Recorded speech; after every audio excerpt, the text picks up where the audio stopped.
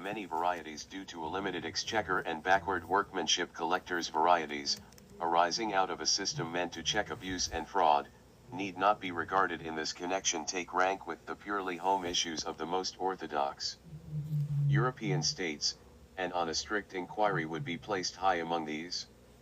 This rare honesty corresponds to a similar degree of public financial morality, now obscured by political troubles largely of external origin, which is attained only by a country in which severe principles of integrity prevail as habits among those who constitute the government. Paper. The paper on which this issue was printed varies considerably. As regards thickness, there are as marked distinctions as in the stamps of 1868, ranging from a very thick paper, which is found watermarked and is no less substantial than the thickest copies of the 12C and 25C. In the preceding issue, to a comparatively thin paper, which approximates to that of the 6C.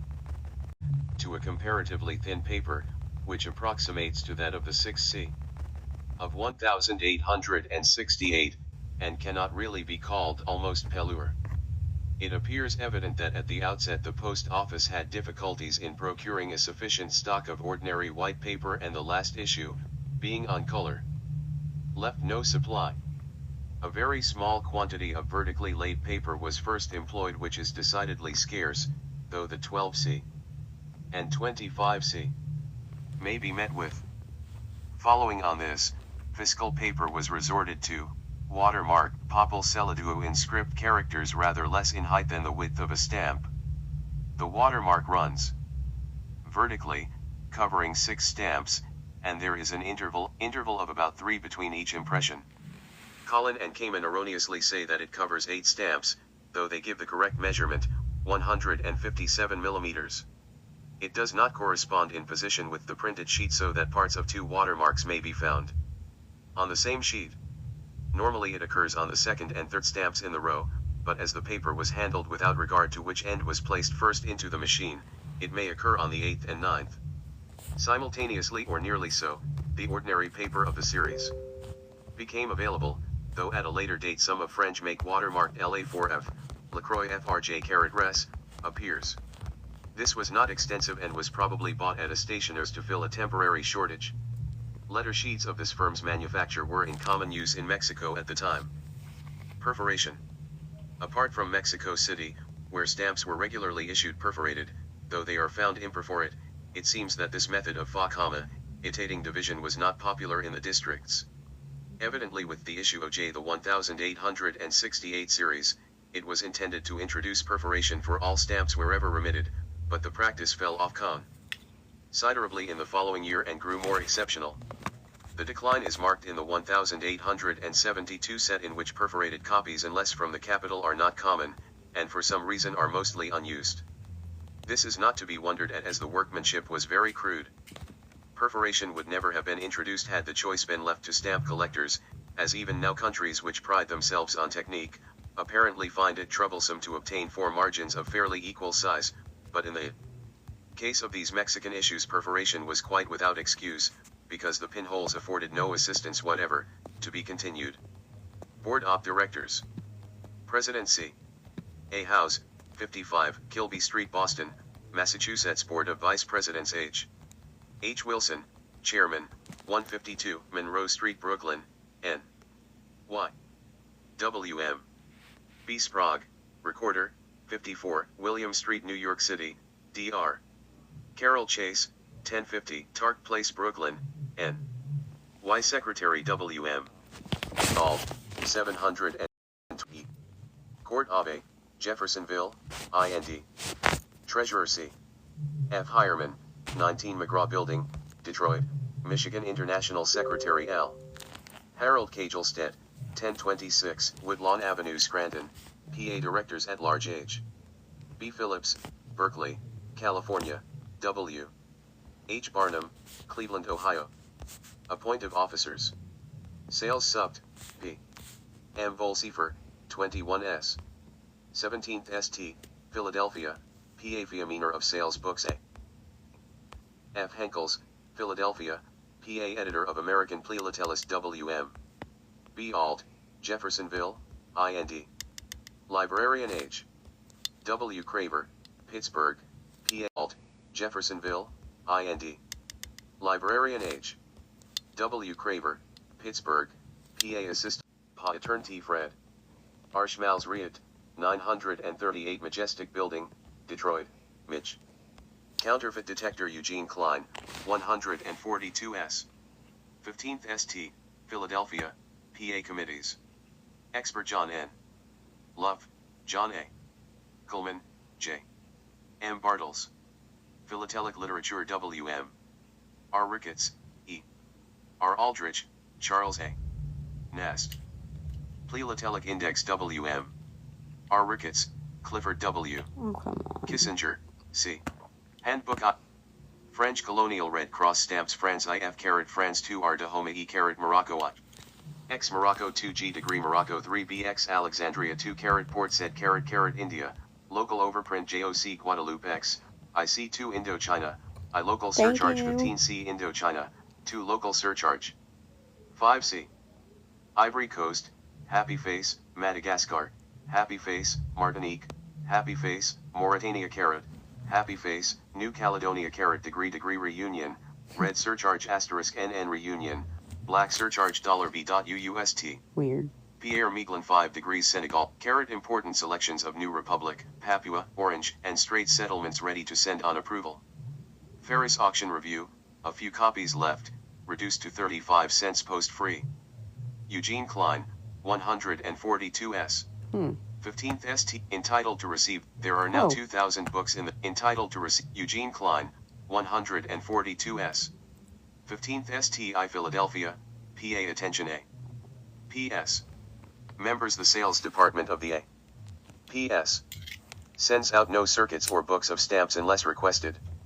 The Society is on record as opposing the practice of sending unsolicited approval selections, therefore if you are entitled to receive them you must make a written application to be placed on circuit direct to the superintendent. Only members in good standing can be placed on circuit.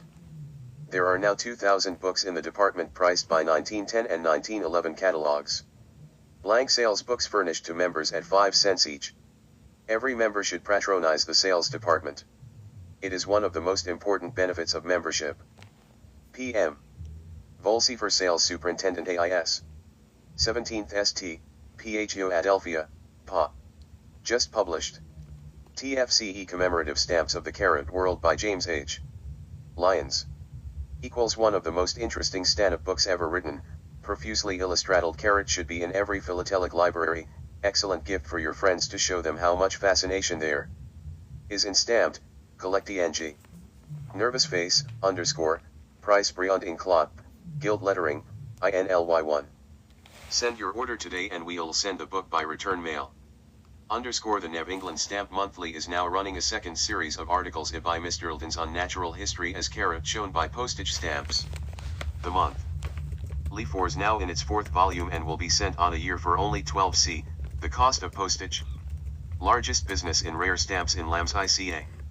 Send 12 cents for 1 year subscription carrot the New England Stamp Monthly, edited BXC. A house, latest and interesting news of stamps. Market prices, etc. Sample copy with large illustrated price list of packets, sets, bargains, etc. Free. Carrot New England Stamp Co. 12, Bromfield Street, Boston, Massachusetts. Auction sales, when conducted by responsible high-class dealers, are admitted to be the most remunerative channels through which to dispose of large stamp collections or single rare specimens. I hold auction sales of stamps practically every month. If you have anything choice to dispose of, write me, it will be to your advantage. If you do not receive my catalogs, write for them. Edward Michael 119, North Dearborn Street, Chicago. Official Journal of the American Philatelic Society Vol. XXIX October 15, 1915 No. 2 Mexico. The 1872 issue. By J. H. Barron. Reprinted from the Philatelic Journal of Great Britain. Continued from October. 1 issue, in dividing the stamps, and why were generally cut apart when required. Collin and Cayman's catalog lists the varieties of perforation as 13, 14, and 15, with a square perforation, and adds a variety 13, perforated in points, all of perforation as 13, 14, and 15, with a square perforation, and adds a variety 13, perforated in points, all varieties of perforation as 13, 14, and 15, with a square perforation, and adds a variety 13, perforated in points, all eagle type, with large figures. Here, however, they understate the complication as probably. Every measurement occurs from 12 for 15%, with compound examples. These may not be all found in any particular year, but in 1872, for instance, 12, 13, 14 and 15 are discoverable, produced by a rudimentary pin machine, which made very small holes in the paper. At some time, possibly late, in the next year a more effective instrument was employed, which gauged about 15 or more closely 14 karat x 151 karat with rather square holes, and is found in several districts other than Mexico City.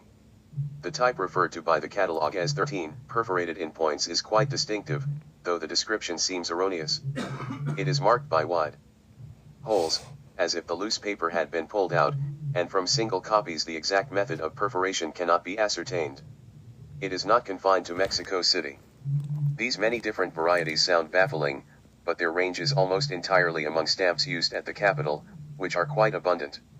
As regards perforated stamps from other districts, they may be taken as they come to hand, and the number will not prove large. It may be noted that as the working of the pin machines was erratic, double and triple perforations occur, and, as they depend on no fixed principle, may be ranked as curiosities. District numbers and names. Though it is extremely hard to obtain every value which may exist under the different districts in each year, an interesting collection might be made by following the names only, irrespective of the year, and taking one value of each district. If collecting is understood to be something more than automatic accumulation, of which the typical example is the harvest of the new issue service, and if it implies an element of hunting, there will always be a few collectors who will choose rather to go after certain stamps, which, in the absence of large means, require considerable study, unremitting watch, fullness, long time, and great luck, before they are brought to book. The 1872 issue is not so complex as the Eagle or Maximilian types, but a display even remotely approaching completeness could possibly only be put together from several of the principal collections. Nevertheless, scarce names come to hand now and then, creating the illusion that all will occur with patience, and of the N2 given below, perhaps not more than 8, excluding No. 43, are very hard to find. The number and district system is a survival from the stamps of 1864, when each consignment was marked with a separate number, and the year, before being sent to the provincial post office, where it was further marked with the district name. In this case, the use of a number, corresponding with the invoice of remittance, acted as a check in the event of stamps going astray between Mexico and the local offices, or between the latter and their branches, and it was easy to put out of circulation any particular lot which, as occasionally happened, had been acquired in transit by bandoleros or other unorthodox collectors. In the 1872 issue, however, following that of 1868, a definite number was assigned to each district throughout the currency of the series, and the primary object of the distinctive marks was thus largely abandoned. It deserves mention that as in the 1868 arrangement, Guadalajara began with the No. What? To 41 during 1869, so in the 1872 notation Guanajuato was originally Guanajuato. 18. I thought that was a fake name. To 52 during the following year. The reason of these changes, which must have been due to some substantial cause, is presumed to be now unknown.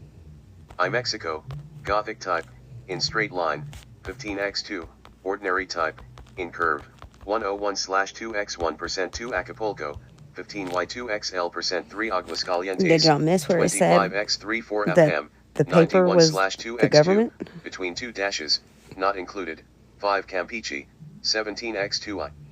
Del Carmen, 191/2x173, between two dots, not included, 6 Chalco, 10x1ys7 Chiapas, in blue, 13x2, in black, 14x2 8 Chihuahua, 16x2 1/2. 17x39 Colima, 121/2x1% 10 Cordova, 14x1% 2 Tixla, Okay, we're not gonna listen 11x1% C, 21 Gillette, 35 50 Veracruz, 15x1 VA131/2x214, i.e., all varieties have been excluded. *C Mexico, 1856 and 1861, by Barron and Helmrich. Carrot stamp lover, February, 1913. Oh, I've got a which do not appear to have been caused by separate original dictionary caches. that is fire too. The varieties are arranged, so far as possible, in the order of their use. Guadalajara shows differences of type which are not distinguishable by measurement. NOS Should be Guadalatucky. 17 and 43 occur in the Tapling collection, the Mexican part of which is especially noteworthy, but are without overprint. I have no 44 in the same incomplete state. Errors. Instances of the mechanical error occur in which the figures forming the number or year are transposed. Example: Zacatecas is found in 1873 with 15 instead of 51. Yeah, the AI can barely pronounce 47 some of these instead words. the How are year we supposed 74. to? A more interesting fault arises in 1872, owing to a consignment intended for Morelia, with the number 29, being sent to Orizaba, which had 31 for its number, while the Orizaba consignment was sent to Morelia. The provincial postmasters in both cases overprinted the district names regardless of the inappropriate numerals, and examples are fairly often met with. A similar interchange seems to have taken place between Merida and Campeche in 1874. In addition to these, copies may be seen with numbers which are merely 4. In addition to these, copies may be seen with numbers which are merely in case with 1 for 3 in 1873. Mexico in the same year frequently shows the number and date on the left side reading upwards, which no doubt was caused by the sheet being inverted. And there are a few similar mistakes. Examples bearing no district overprint are not common, and used copies mainly come from Colima, where the oversight is a marked feature.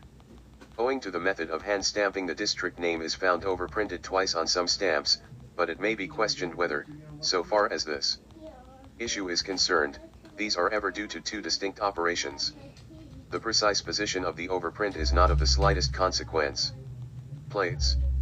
Before dealing at some length with the plates asterisk of this issue, I wish to asterisk it is convenient to call these plates, though stamps were printed lithographically, as the words plates and plating are commonly used to express settings, and Trier reconstruction take the opportunity of acknowledging the very generous help which has been given me by several other collectors during the 6 years in which I have been studying the subject. The fuck? It became evident quite early in the examination of material accessible to me that there were certain traps, especially in connection with what are referred to as the twin plates, which could only be avoided by assembling a very considerable quantity of the stamps in as large pieces as could be obtained.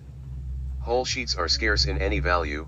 In fact, apart from the 12 centavos, I know of only 3 or 4 of the 6 centavos and 25 centavos combined. From the outset, M.R.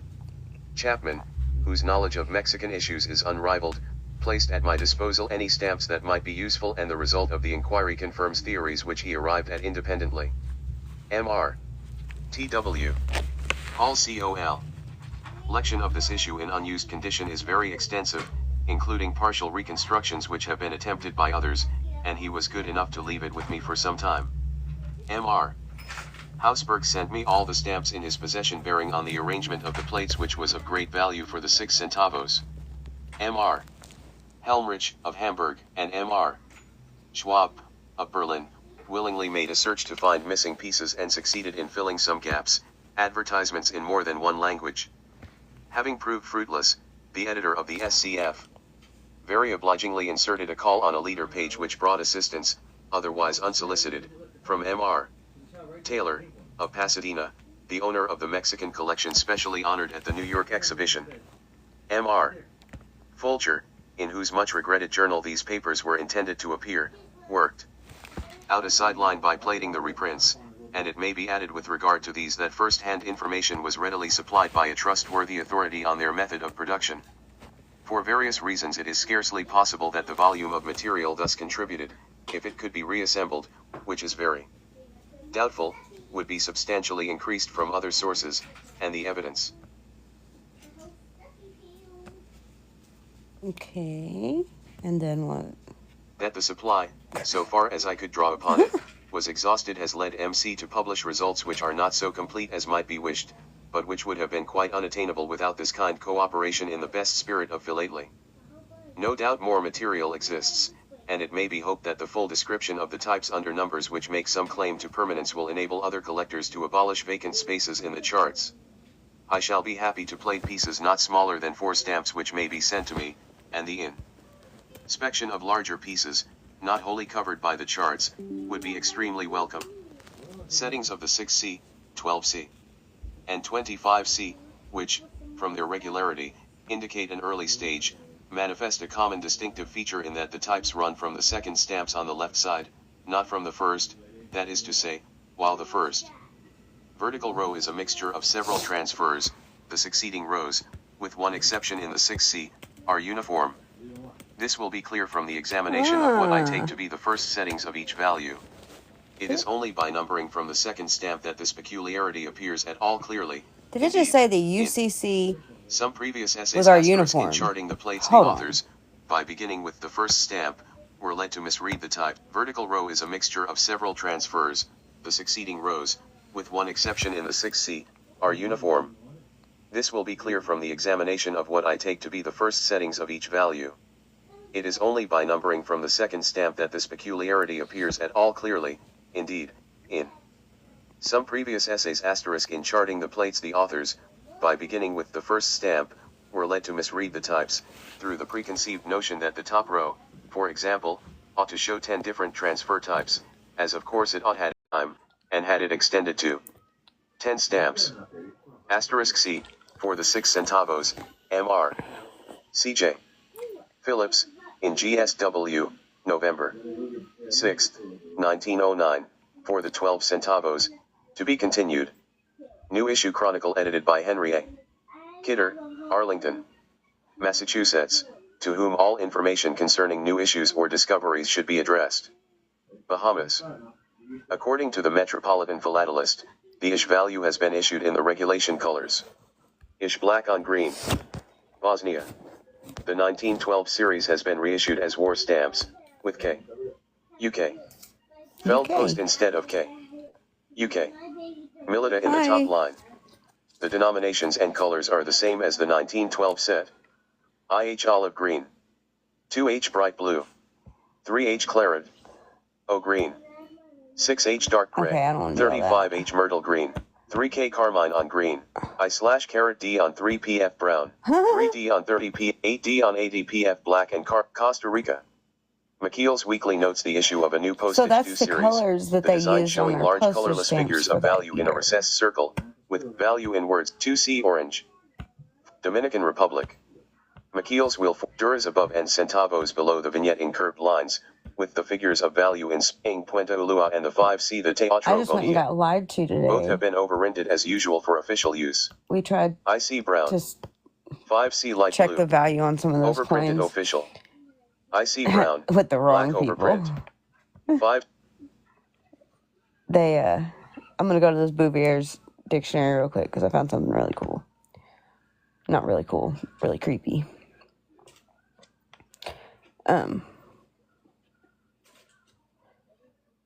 Where was that going?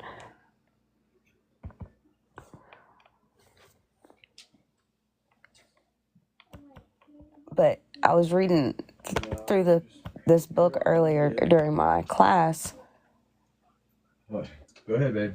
And it's very interesting. What was that word earlier that I was reading during that class? And I was like, no fucking way. Oh, the ascension thing? No, that one too, though.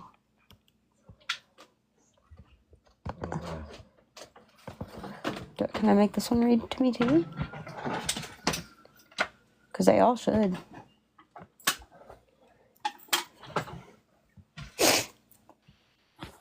I don't like to have to read myself.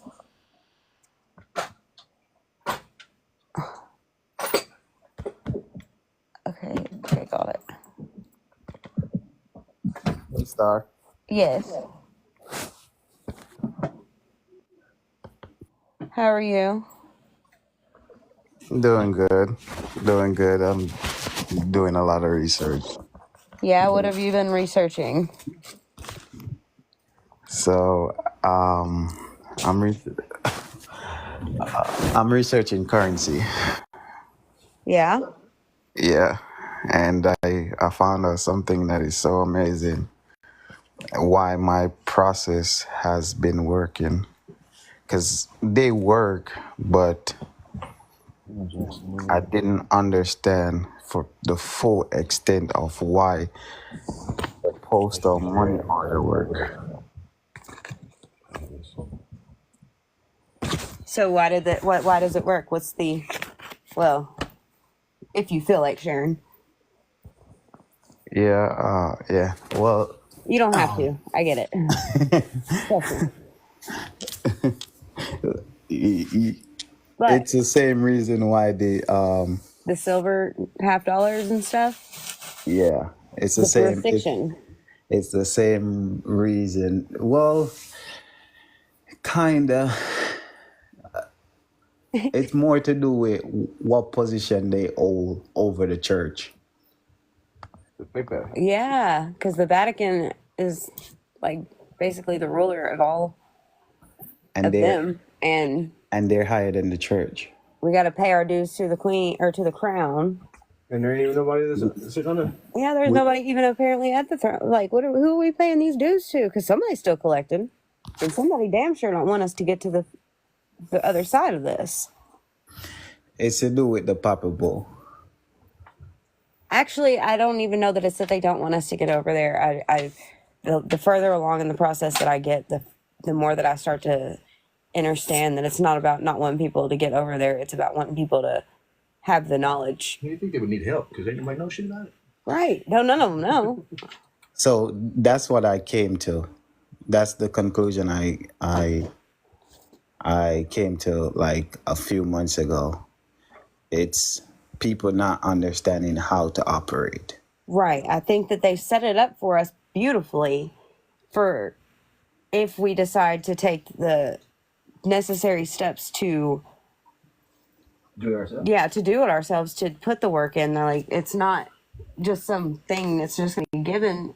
You have to do the work. And even like I was saying earlier, during my class, it's not going to be just like one class and then you got all the information and you're done. Like that would be impossible to do. This is so deep. It'd be very noticeable if they haven't done it. Yeah, I mean, okay, so I get you to that point, but you won't be able to stand on your own 2 feet on land. You don't know why you did what you did. That's the key. That's the secret. The lamb part. The lamb part can. Oh, Yeah, that's That's the secret. The lamb part. because I read the dictionary, or not, I read the dictionary. I did do that, but I read the definition, or it was in that book. It was talking about how paper was the government. Yep, it's courts too. It's Paper the is courts. the govern everything in commerce, because if you look up the word currency in Bouvier's dictionary, it means commerce. We've all been in that Bouvier's this week, ain't we? That thing's fucking dope, though. Like, just it's so different even than Black's Law. Yeah, The Bouvier's, it's completely different. completely different. I got this here. What is it? Oh, you got the other one, don't you? What? I thought you had So, the, so yeah. No, the not the Yeah, I thing had that permission to go on. Thank you, Far. You're welcome. You guys are Usually there's- awesome. Thank you. Of course. I have more research to do because I'm so close to completing one system that takes care of every system. So, what if?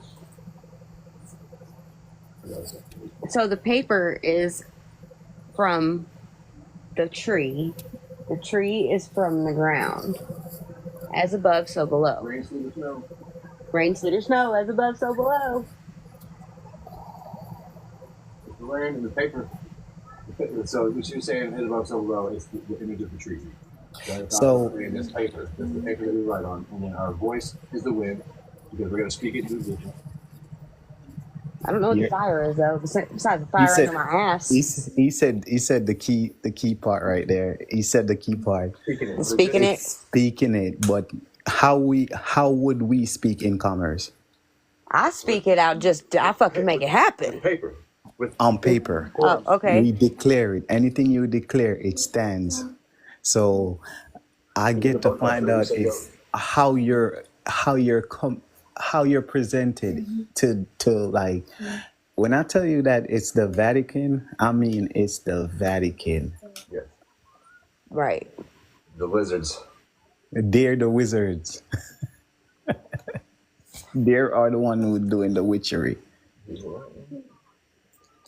But see, now you just gotta But get that confidence to walk around and tell people that you're their boss. Oh, but look, I've already been doing it because I was on the phone with the post office all day, and I But- was like, Like you're using your. I words, was man, that's not what you even want. dealing with their bullshit today. I dealt with it, but not in the same manner. Hey, look, you manifested what you did. I was like, because they've been playing with me about my Oh, you're not late. We just got started. Oh yeah, PayPal shit. Yeah. Okay. So I went to try to connect my stamps.com account, link it up to my permit, and they want to talk to me about some PayPal bullshit. Like, no, I'm doing business with the United States Postal Service. I did not sign up to do business with fucking PayPal. Right, and PayPal sucks. PayPal sucks. I can't stand PayPal.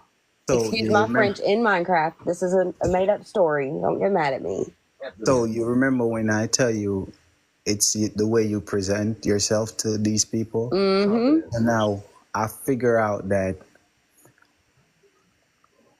so according to what I'm reading on currency and the IRS website, you're supposed to get a taxpayer that does your tax, right? Yes. Yes, you are. So they're supposed to do it all for you. Oh, yes. You're the And boss. that entity is a person that you create, and You're gonna do what they did to us. it has its own name and it has its own role, which is to do taxes. And that person is the banker. And So you now create if- the Bible for if the he- banker. if the banker is the one who has the right So you're to hop into different system To and like go to the, transfers If you, different. if you walk up to the window, ask them questions like, "How do I do this?" They're gonna be like, "I don't know." But if you walk up saying, "I need this done," here's my paperwork. I know when I walked up to that Exactly. window and was like, "Hey, I'm gonna do this." So They're like, you "Get in the remember when back." Like remember- right now. You remember when I said it on the call that we need to look into, because I heard you spoke about FedWire, but I start looking into FedWire. I start looking into the ABA account routing number. When you get your trust as the taxpayer banker, and I'm just gonna give this away, right? You're supposed to have your own routing number as a banker. And you have a private account number as a banker. Yep. The way you can do the matcha file.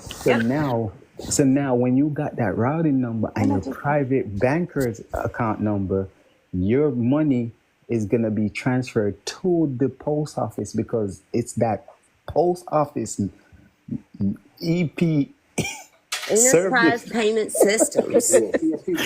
You're gonna use them Enterprise payment to be systems. the receivable. They're gonna be the receivable. Enterprise payment systems. Somebody's got their shit on. Ooh. Yeah, they're gonna be the receivable.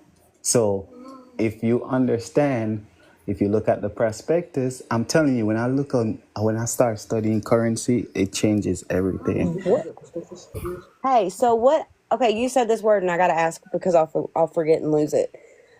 So I told y'all, I think I told y'all this earlier, that I had tried to gain access to my account through Fidelity, and they sent me the account prospectus. But and then they started transferring shit over, but then some shit they realized that I did not have any of my shit done, and they were like, "Never mind." Anyways, but I have that prospectus still. What is that even? I know So you could use that. It gives away their secret. So I actually did I filed, I think it was like a UCC 3 or something. I don't remember exactly, don't quote me on that, but I filed something on everything that they had listed in that account because I was dumb and I don't even know why I did it now, but You file a what? A UCC I don't what? know. I filed a something. I don't remember. And It's that's in the my thing. computer. And that's where I'm getting to. When your husband says that we have to affirm it by speaking it, in commerce, we have to declare it. We have to know what we're doing before we do it. Right. Because when we start doing things and they start seeing our name start being flagged on the back end, because I found this system that actually flags everything that is going on out here. Yeah. Yep. It's just little handheld things they carry around. So now when you slow down and you start where it's supposed to be started, which is the post office, if you correct your status through the post office, take your name out of their system, take your address out of their system, let your trust be the one who shows up at all point, and every entity that is designated under your trust is the one that is going to operate in commerce. They're going to create the current. Yep. Don't slow down the current. They're going to create the currency. Exactly. So now when your trust operate, it doesn't fall back on you and you're not flagged in their system, because you could always liquidate the trust. And if you come up questioning, they're like, hey, how do I do it? They're going to be like, haha, I don't know shit. Yeah, they're gonna do that all the time, because they know what you're doing, but they want you to be mature enough to know what you're doing, because it's already, the information is already out there. Like, I'm not going to give a loaded gun to a baby. You know? I think that. And if you don't create that entity, they're going to treat you as a minor, because everybody's acting as a minor in that process. So when you create the trust, that And that's gives why you you get your status, EIN and it gives you the first. intermediary. And not only That's that, the private if banker you, EIN. and if you look into the CESTA VK, let's go back to that. People don't ever look into the title, read the title for what it says. It means he who lives. So if the living person is taking control of the dead person, whenever you're a minor, it means that you're operating as a decedent. And a decedent does not has limbs and mouth and ears to hear, eyes to see. They cannot do anything. They're dead. They're no longer on the land. Are we flipping to the new universe where we're going to the private and the. All the poor is getting rich now. So now you have to know that on the back end, your private, you operating on the back end is gonna show for it on the front end of the spectrum. And if you're moving slow, there's no current. Exactly. It's just like a black current. So right now, everybody water is muddy. It's just a pond. I have a It's question. not a river. It's not flowing. This is totally off subject, but if you're negative in taxes, like if you owe taxes, shouldn't that number be negative? No, not necessary. Positive balance. But it would Not be a necessary. negative balance for me. I would be negative. No, I would no. owe them. No, that's the thing. If you look up the word owing, what does the word owing mean? I don't know. Probably something like what the fuck posting means. Holding property. Exactly. Find out what the word What? owing mean Owing? in Black's Law and Bouvier's, and you're Hold gonna on. see you're gonna see the big difference in what we're talking about. Because when they say you owe something, you have to know how they're talking, because we don't understand their language. It's just like when we're going to court. The court has a whole different language from what we're thinking they're speaking. Legalese, Legalese, Yeah. that's what it's called. Fucking jargon. words of art. Talking about all this shit before you got online. Oh, yeah. So when they say you owe something, not necessary. OWE. Owed or owned? Oh. Everything on in the negative Oh, on the you said transcript is considered a credit. Right. And since credit Unpaid. is already unpaid because it doesn't exist, it's fiat, two negative make it a positive. So when they put the word when they say you owe something, then they have the value, which is the fiat value. That's why they're It means that it comes in a positive So it means that you get that credit back. Yeah, I'm gonna need that because they're trying to put a lien on my car. But yeah, for example, is owing, or a debt, for example, is owing while it is unpaid, and whether it be due or not. That doesn't even. Never mind. So now Yeah, think about it. because Think about what you're reading. Think about what you're reading. no, I think Most time when they send you the bill, they say it's due. over the Oh. yeah. Well, I think they owe us. I mean, I know they owe me that money. You know why? You know why they owe us? Because it was all ours in the first place. Exactly, that's one. And they told us that they owe us. You know how they told us that they owe us? The treatment of Congress says the treatment of a credit balance in excess of $1. I told you I'm studying currency. Yeah. In excess of $1, because Federal Reserve notes are fraction of something, but we don't know what the fraction of something is, and I figured it out today. It's fraction of postal money order. What, fractional currency? They do. They call it fraction. That's what the postal money is fractional currency. So $1 is $1,000. When you buy a money order for $1, Yes. it's $1,000. But what about the international? That's why the credits are so much. But what about the international? Their international is not regulated. It doesn't have insurance, and that's why it goes up to. It cannot go over $100 billion. Yeah, or 700,000. $7 to buy everything. It's well. Look, we paid for. Well, we have two of them, and they were $70-something a piece for $21 money orders. Right, but we're looking at it like, oh, you pay $27 for this, you pay this for that, you pay that for that. But tell me what its value is. But that's not what its value at. That's the thing. We don't know the value because we're only seeing the fractional values and thinking that's what its value. And I get to understand that the postal money orders, they're gold and silver. Yes, solvent. Yeah. Look at yeah. Yeah, they're the only. Oh, so we have our actual coins, gold and silver, and the registered silver certificates. You tell him the dude tried to fucking jack us today for our stuff. I didn't tell him. I kind of mentioned it, but then we have the money orders, and now I guess we have the bricks. But So now, I don't know. If I don't have tangible gold and silver, I'm not doing the fucking Fort Knox gold vault again. Okay. No, but when they told us that PayPal was involved in this, I was done. I was done. I don't want no PayPal. I'm not doing that. I did not sign up to business partner with fucking PayPal. They're trash. Every time we have any kind of transaction go through them, they shut us down, and we're not even doing anything wrong. Yeah, I want the lawful money. Give me that real. Give me that real shit. so you could get a lawful money account at the bank. A lawful money account. Yes. Okay. Special deposit account. Oh yeah. Okay. Yeah, I did know that. So when they're saying PayPal, you don't have to use PayPal. PayPal has one because PayPal is operating as a financial institution. Yeah, I'm not doing it. Like you said earlier. You don't have to, but you could become the bank. Well, You they could be- signed me up for it, and I didn't know. So right now, I'm in business with PayPal, and I'm not cool with that. See, like you told her what to do, and she did it. Yeah, I did. I told her what to do. I said she kept playing with me. Finally, I stopped, and I was like, 3 times, Elena, and I was like, "Give me a supervisor. Give me a supervisor. Give me a supervisor." And she stopped, and she gave me a supervisor. Oh, I don't think she said anything else. But hold on, ma'am. I'm gonna put you on a brief hold. Yes, you are. I'll wait.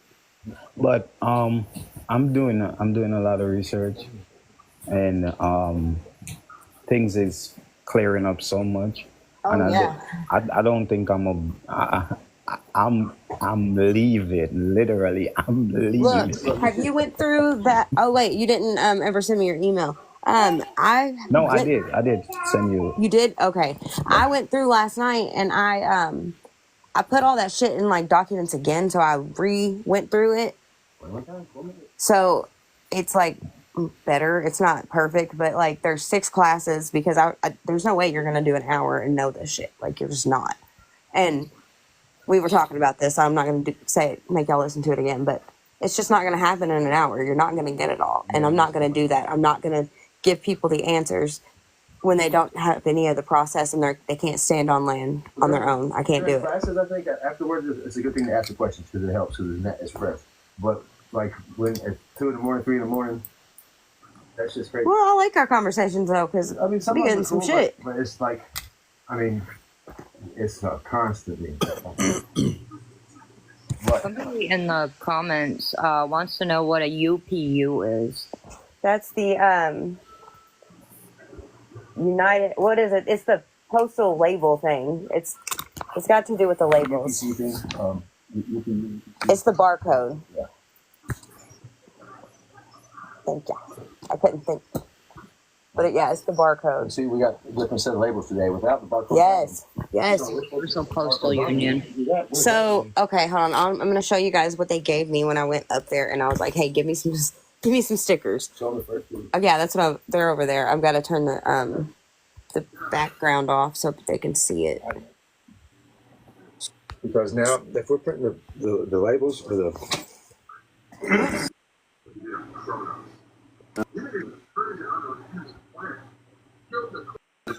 Because I was like, it was asking me questions today, like, am I an employee? And I was like, I was really struggling with that question. I'm like, do I put that I'm an employee? Because like, I'm not am I what?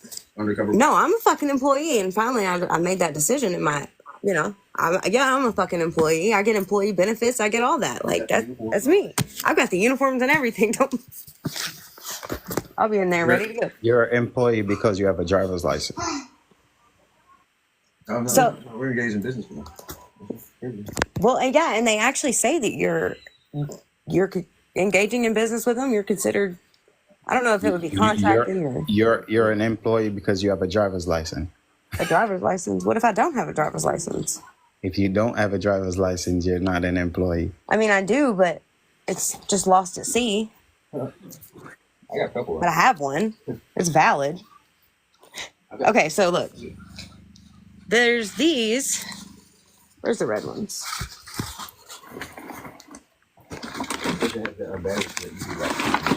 Yeah, that would be totally dope. Wait, I know we got some.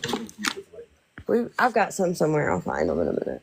Okay, so these are the ones that they gave me there at the post office. Like I went in and they gave me these. The guy was really cool. This is why I was like, no, they can give them to you when we were talking about it last night. Because I went in and they gave me these. Yeah, right here. Like I just went in. 200, right? The red label 200. Yeah. So look, these don't have the barcode. They're different. These are like. So do we print it or do we have them do it? Like, is it heat or what? I think we have them do it. We have them do it. Be like, here, now stamp that shit on your way in. Because I'm not gonna pay for no extra special. Whatever it is. Be like, hey, we do this for me? But they have our CRID number on it. So that's your CRID. And look, I don't know what it stands for right now. First time you talked to the dude from Washington, D.C., remember he was talking about making our route. Oh, yeah. We gotta passing out ubum. We gotta make our own route and we gotta do our publication. And Exactly. Still messed up on the publication, I'm not gonna lie. It keeps me up at night. It truly does. That's the question we need to ask El Perro if we get hold of him. I'm gonna do what the fuck I want a publication to be, and that's what it's gonna be. Basically, as long as you give them a notice, the public a notice, that's it. Because I'm tired of racking my brain with it. I'm just gonna fucking finish this process. We know it. We're just stuttering. I know it. I'm scared. And see, I think it's crazy how everything lines up because just before she got on the live, we were talking about currency and the exact same thing, like the paper being the land or the trees, and then they're the land, speaking their breaths into it. Yeah. Then you were because we are the real current, We're just using these things as evidence of the. We're the energy. We need to be painting our walls with lead again. It's not static energy. It doesn't, you want it to be moving. So, I ain't never seen a baby eat no paint. Have you? Yeah. Yeah, they just lied about that. No, but look, they chew on the lead pencils. I mean, that's different. Yeah, but It's a different kind of lead. they took them off the walls and gave them. Nobody kids a believed pencil that. I set. have no clue if that's real. Well, they used to, man, the fireplaces weren't what we think they are Yeah, either, you know? none of it. It was. Yeah. So, What? you know the thing I found out, and I think this is important, because I was going back into the IRS. I haven't been there in a while, but I went back into it and look at their forms again. And the miscellaneous, I know the information about the miscellaneous file. I got it right here, sitting right here. I have it filled out and everything. I've used it, but It's a great form. I've used it because I hear somebody on the live once spoke about the 1099B.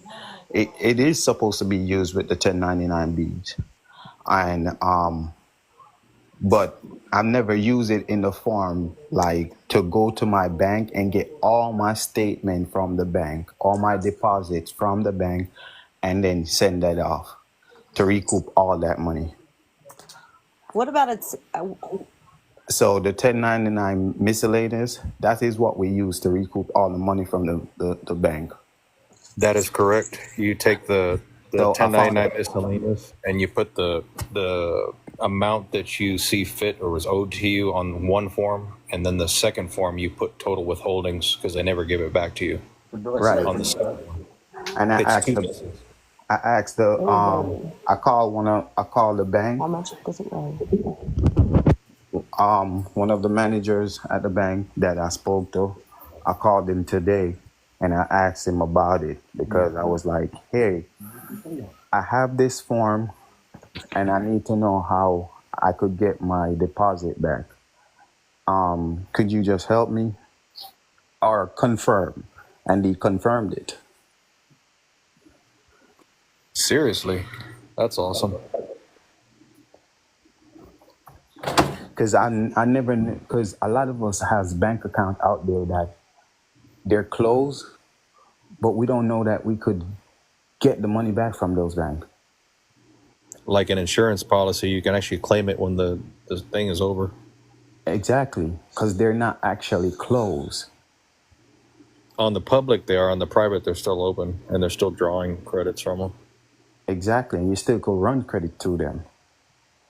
Can somebody clarify about the 1040s and whether they pull you back into the corporation or not? Let me just have a 1041 ES, and I'm like the others, and I just want to pay myself from the trust. C3PO and Johnny 5. That's yeah, about But that. that's why you're I setting want a up. non-UC or non-UCC 1041. But that's why you're ES. setting up the postal account, because you want your money to not as the regulation of under that insurance breach. You get what I'm saying? Yeah, 'Cause I want real. what the banks are doing is they're doing these other insurance claim on you with your social and the account, and they're sending the money that they're getting off of you to like a different country. Insurance. So they're claiming big money on you, and then they're sending it off. So, cause I'm finding all of this information out when I start looking into currency and looking at how the banks roll and how the banks move, like how they move their money. I was shocked to see some of the stuff that I was seeing,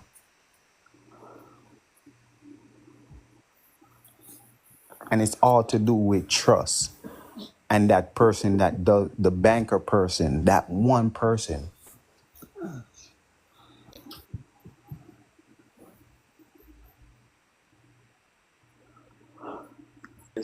I think that like on our money, I think it's supposed to. Don't come at me, guys, because Think about it, y'all. but I think it's supposed to say in gold we trust because we're entrusted to precipitate these precious metals.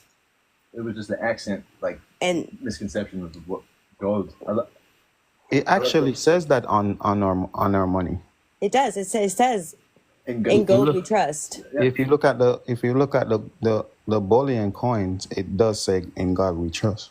Well, in No, gold. in gold. In It gold. go with trust, yeah. Yeah, because we found It's a gold bar that said it. it does say on I think one of the gold coins that is minted, it actually says it. Where did I And hear what? The part about that we poop gold? Well, it came out of my husband's brain one day because we actually we recycle metals and stuff from e-waste and make like colloidal gold and silver and all that good stuff, like the holistic stuff. And he was like, this process is a lot Like eating food, and the body processes it. Like, but if we were to eat alkaline plants like we did back in the day, then we'd have a lot more of gold and metals in our body because we'd be alkaline. We wouldn't have all these fatty acids in us and stuff. Well, when we eat our food, it'd be like taking it and dissolving it in acids. Like you're dissolving gold in aqua regia. And then you're going to take it after solution form and you're going to add metal to it, zinc or aluminum, and it's going to precipitate double the amount of gold that you had melted first. But it's the same way when you're done doing all that, this end product is brown like a sludge. It looks like poop. And if you think about how we eat it, and right before you do this stuff where you drop the metals, you put a metal in there and then you precipitate it, you actually have to go through a process called urea, which is denoxifying it. And that's your urine. Right before you take it and you precipitate it out your Hold on. hind end. Hold on, y'all. I've got my Black's Law open. Y'all know the account that we've been working on. The enterprise payment system. The enterprise payment system. You don't know what I'm talking about? No. All right, well, I know it. you're fired from the class. Go home. Well, let me do some lucky schedule, man.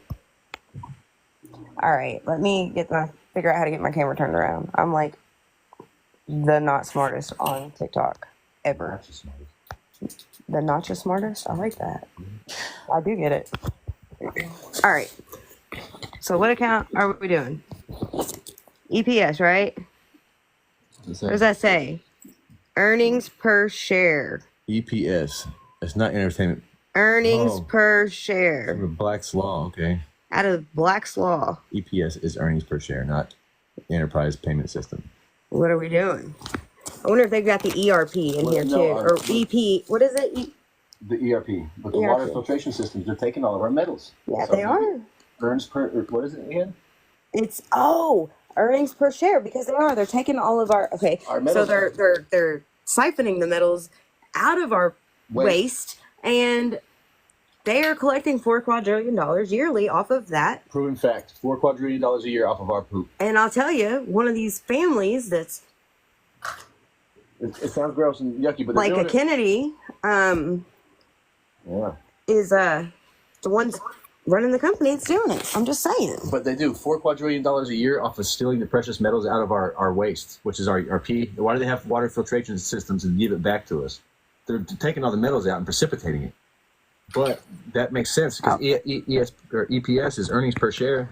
I've looked into equity, but it just after doing the process, putting the EPS because that's specifically what they know it by. If you're like, hey, I want to do the enterprise payment systems, they're like, what? I'm like the EPS system. I have an EPS account. But the prices per share. That's because they're giving us our money. That they owe us. It's the currency. I said it earlier. Yeah. And I'm not gonna keep saying it. I just need everyone to just pick up what I'm trying to say. Like, I get it, man. Well, the currency. Some days it's harder on our little brains than others. My brain goes hard. If you start studying that currency and seeing how the currency move and how they do their bartering system with their currency. They borrow from one country that has lower currency to make more money on top of currency. It's like crazy. Currency, like they work on maritime, Admiralty Maritime, so currency sea, like that's what they want.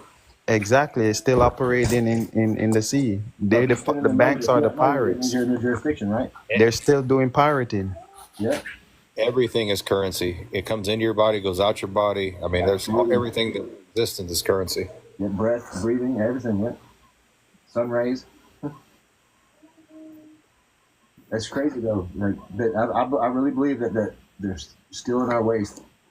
And if we start looking into the GAAP, oh my God. Yeah.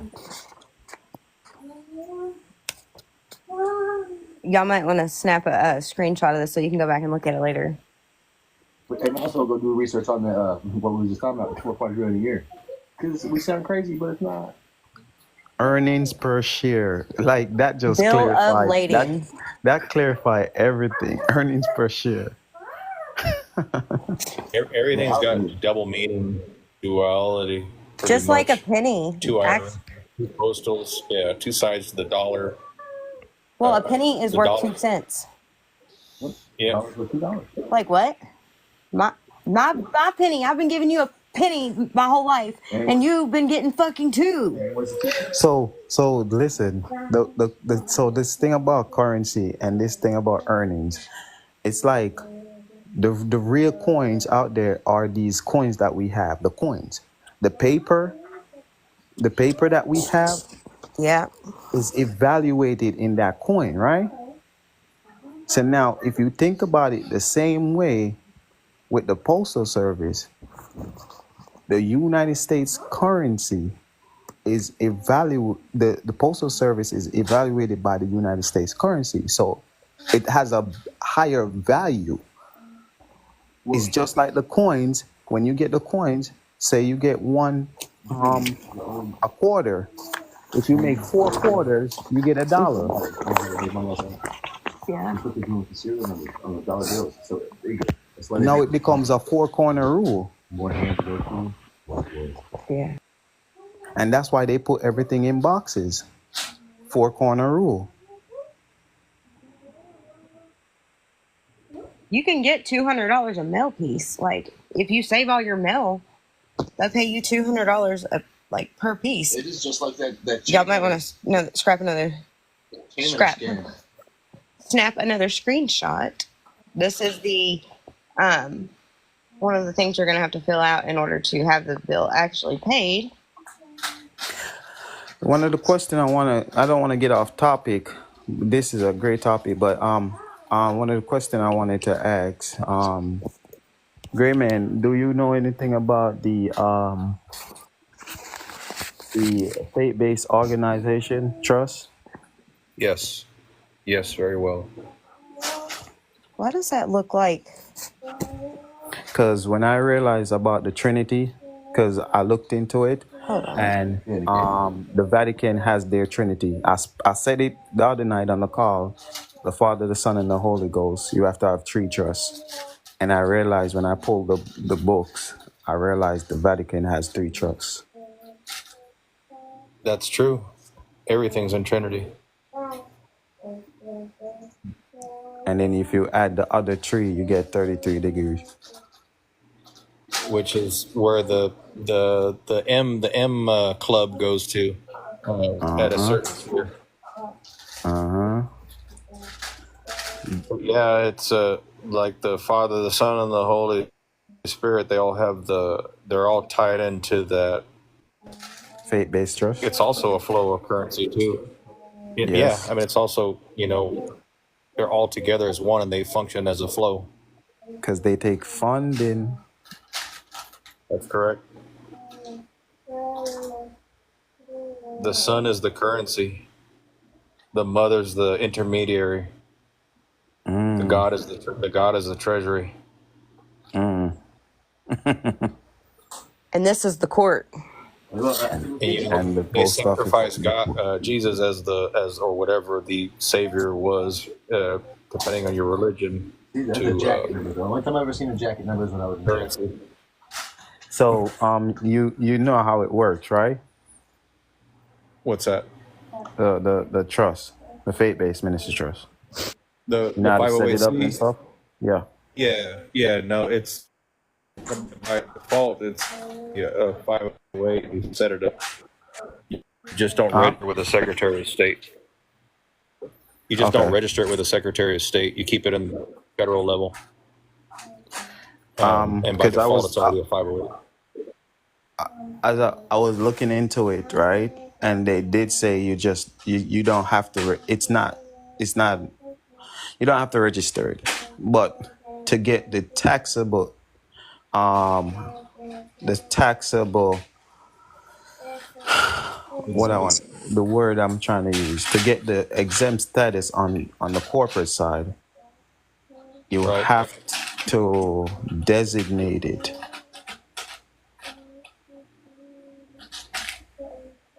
to get Like that the tax exempt. status. From what I was told, as soon as you get the EIN and you do not register it with the state, which is where they put the taxes and the tax ID number and all that stuff, if you keep that away, all you do is pay sales tax. So that's Technically, what it I goes back to the that's what I roads. was Supposedly. so that's what I was talking about. Because if you have a faith-based ministry trust, you're operating under Christ, and Christ turned over the table for the money changers. But he Right. never he never tell you to stay away from Caesar. He said, give unto Caesar what is due unto Caesar. Correct. So now, with that, what I'm trying to say is that if we're gonna still pay taxes, but you can allocate it to not pay taxes, that's the part Yep. I'm getting lost at.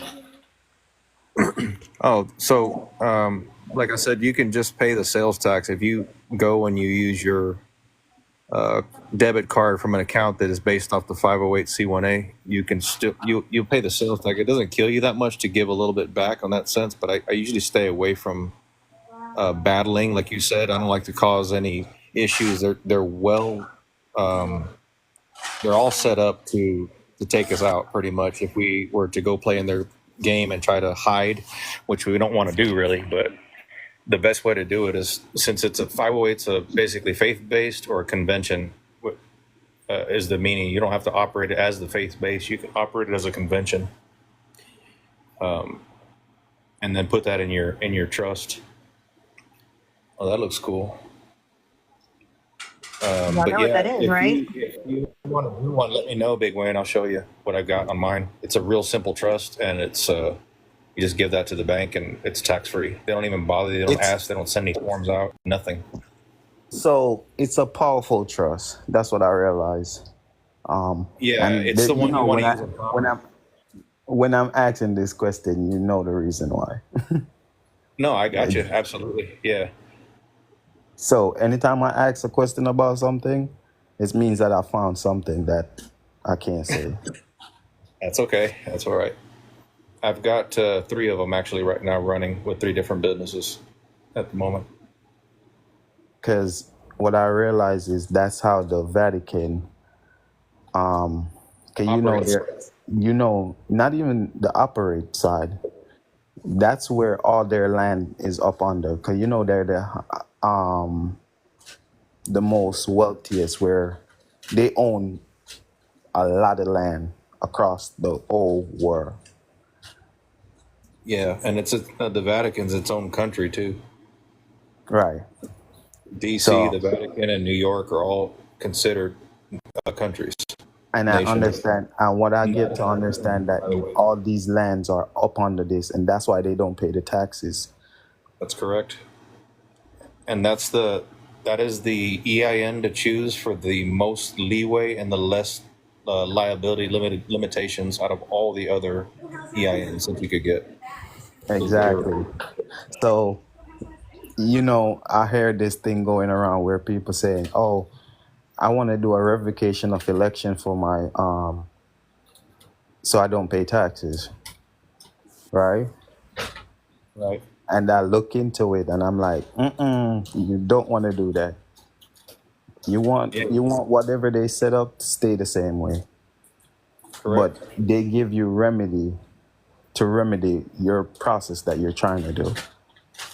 Yep, and that particular 508 is also, you have freedom of speech to operate under that entity, and they won't bother you. The sheriffs can't even come to your house if you're claiming that home belongs to that faith base, and you announce it on paper or on your front door. Constitutional protected right. Yep, the 508 is a very powerful. Most churches are changing over to that. Quick question. First of all, how y'all doing tonight? Good to see y'all. Good to hear y'all. Good. Good to hear from y'all.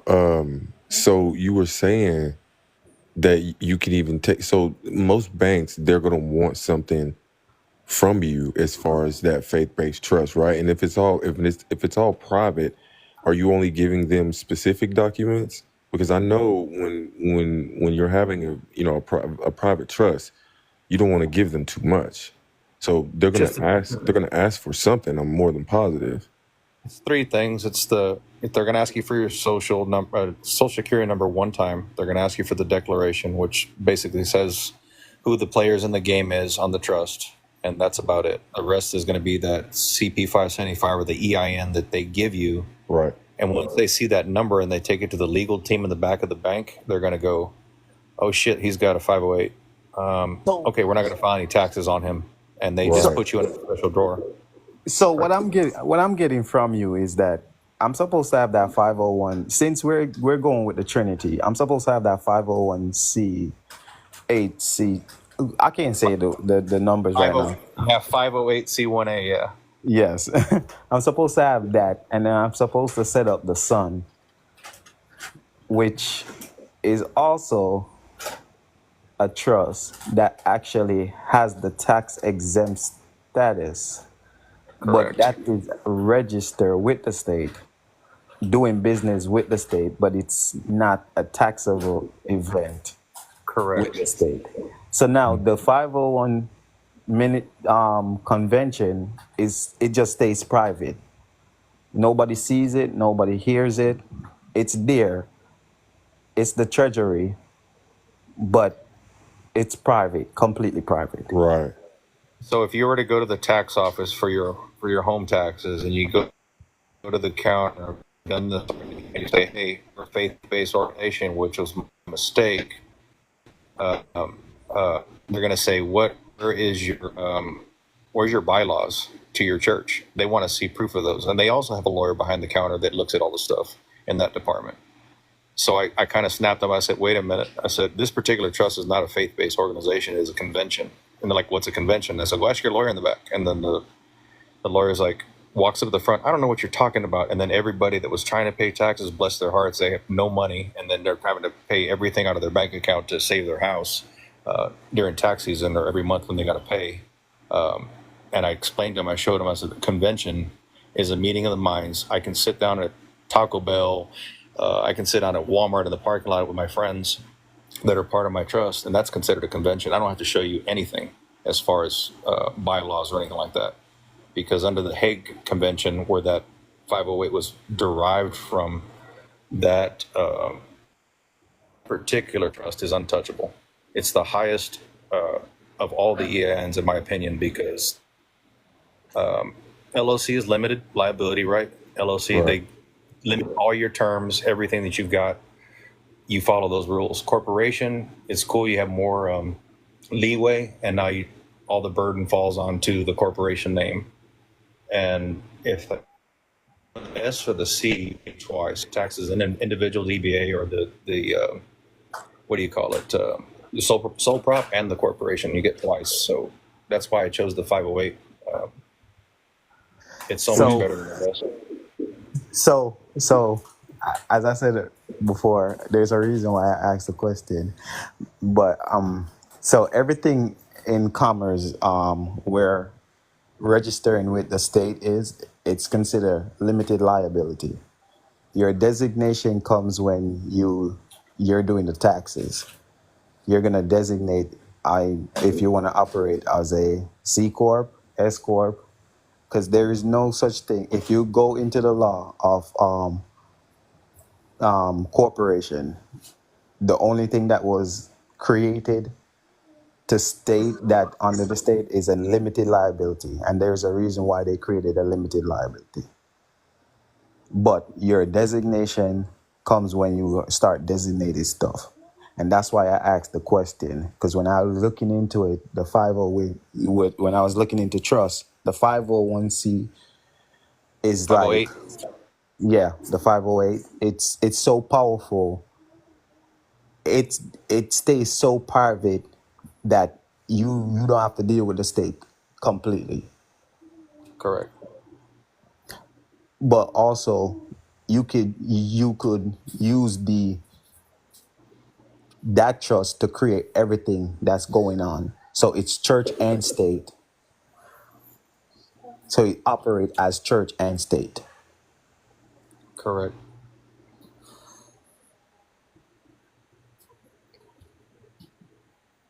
Yeah, I've got a sample trust template.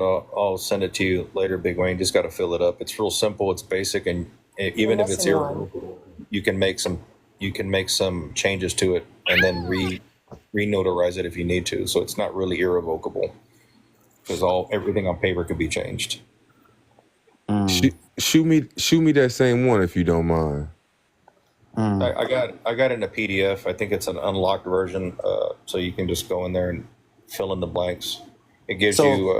Go ahead. I'm gonna explain myself on the call why I'm asking this question about this trust. Okay. What is that? So Okay. there's a reason why I asked this question, because the other night we were talking about trust, and I realized a lot of people don't understand what's going on when you consider trust. So you need these three trusts, and these are what going to separate you from you, the private person, from the corporate world. And when you do the EPS process, it's gonna make everything flow as it's supposed to. Because the last part about this process, this EPA process, because I'm learning from Star on this process, and I just took the information that she shares and I start doing my research. And when I did my research, it led me to currency. And it also led me back to that trust.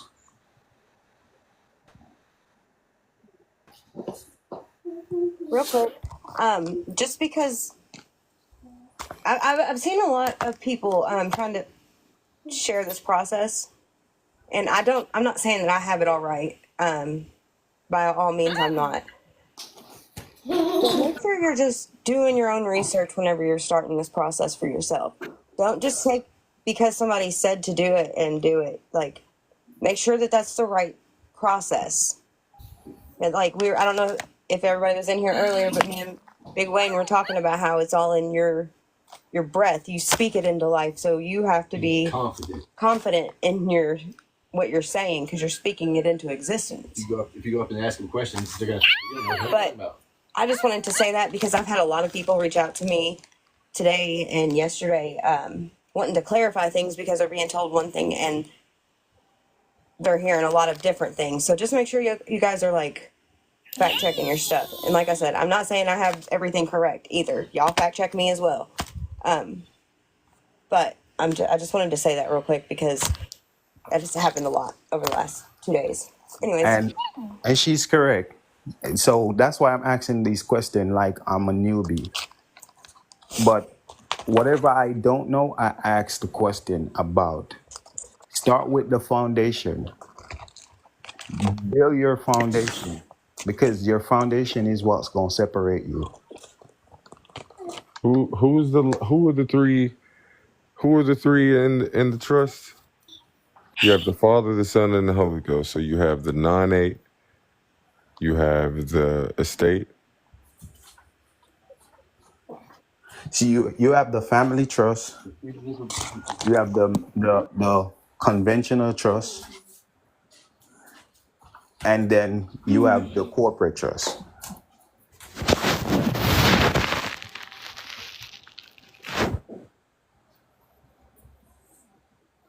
The corporate trust is the one that is going to be the taxpayer. So he's going to do the investments. So he already made, they made him already. No, they don't make him yet. So what I meant is they made him when you were born. No, they don't make him yet. So it's not the same as okay. You're being a bit. You're operating as a government. When you do the tree trust, you're setting up your foundation as a government. So now it's 3 branch of government, right? Right. What are the 3 branches? Legislative, executive, judicial. Right. So your conventional trust, which is the 50A, C1A. yeah, that's gonna be the judicial, because the laws of nature, the laws of God, which is higher than the legislation and the judicial, Right. right? So Right. now there's got to be somebody who's gonna carry out the legislation. That's your taxpayer. You're gonna carry that guy. He's gonna do business, or he's gonna designate other corporate entity to do business with the corporate entity that is already in public.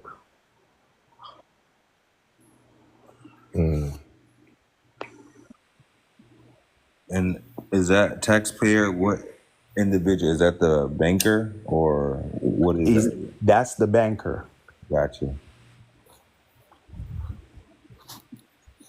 That's the banker.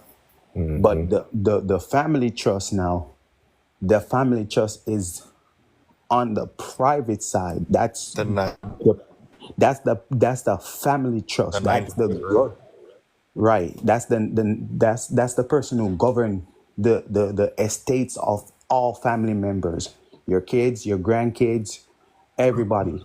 So Which, whatever you designate, that is your irrevocable. You get right. what I'm saying? So Right. the operation of that family trust is irrevocable. Nobody could change it. That's why you don't register with the state. Correct, because you don't want to use that one in commerce. You want to So use the he's the one that gonna have the tax exempt. your Right. estate. Right. The one that has the controls your social is the one you want to use to pay all your debt. The one to carry the burden to do all the processing for you. The banker is the one that Right. does the intermediary that does all the paperwork. Then you've Yeah, got your okay. the That's what I was 98 getting is the at. one that kind of hides all your stuff and umbrellas all the transactions and the other entities, other EINs, and protects So Right. those. now the family trust is the one the EPS account is gonna set up under, because Yep. that account holds too much weight for the corporate value.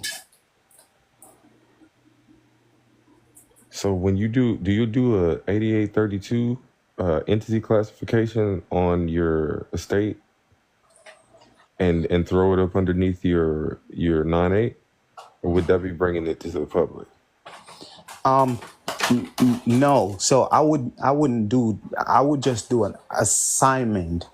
I would keep it private. Yeah, you keep the 9-8 assignment on your trust internal part of your paperwork private, and you assign it that way. You don't want to put it in public on the IRS or whatever it is and let them know, Right. because that's basically breach of trust. Okay, that makes sense. Right. So because the family trust is private in its doing, just like the conventional trust, it is also private in its doing. One of them is the both of them is gonna have the designation of non-taxpayer.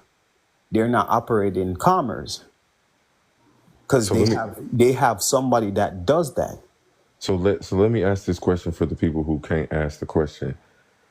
If we are all the way private and we don't want any dealings with any corporations or anything, why are we why are we applying for a 98 number with the IRS?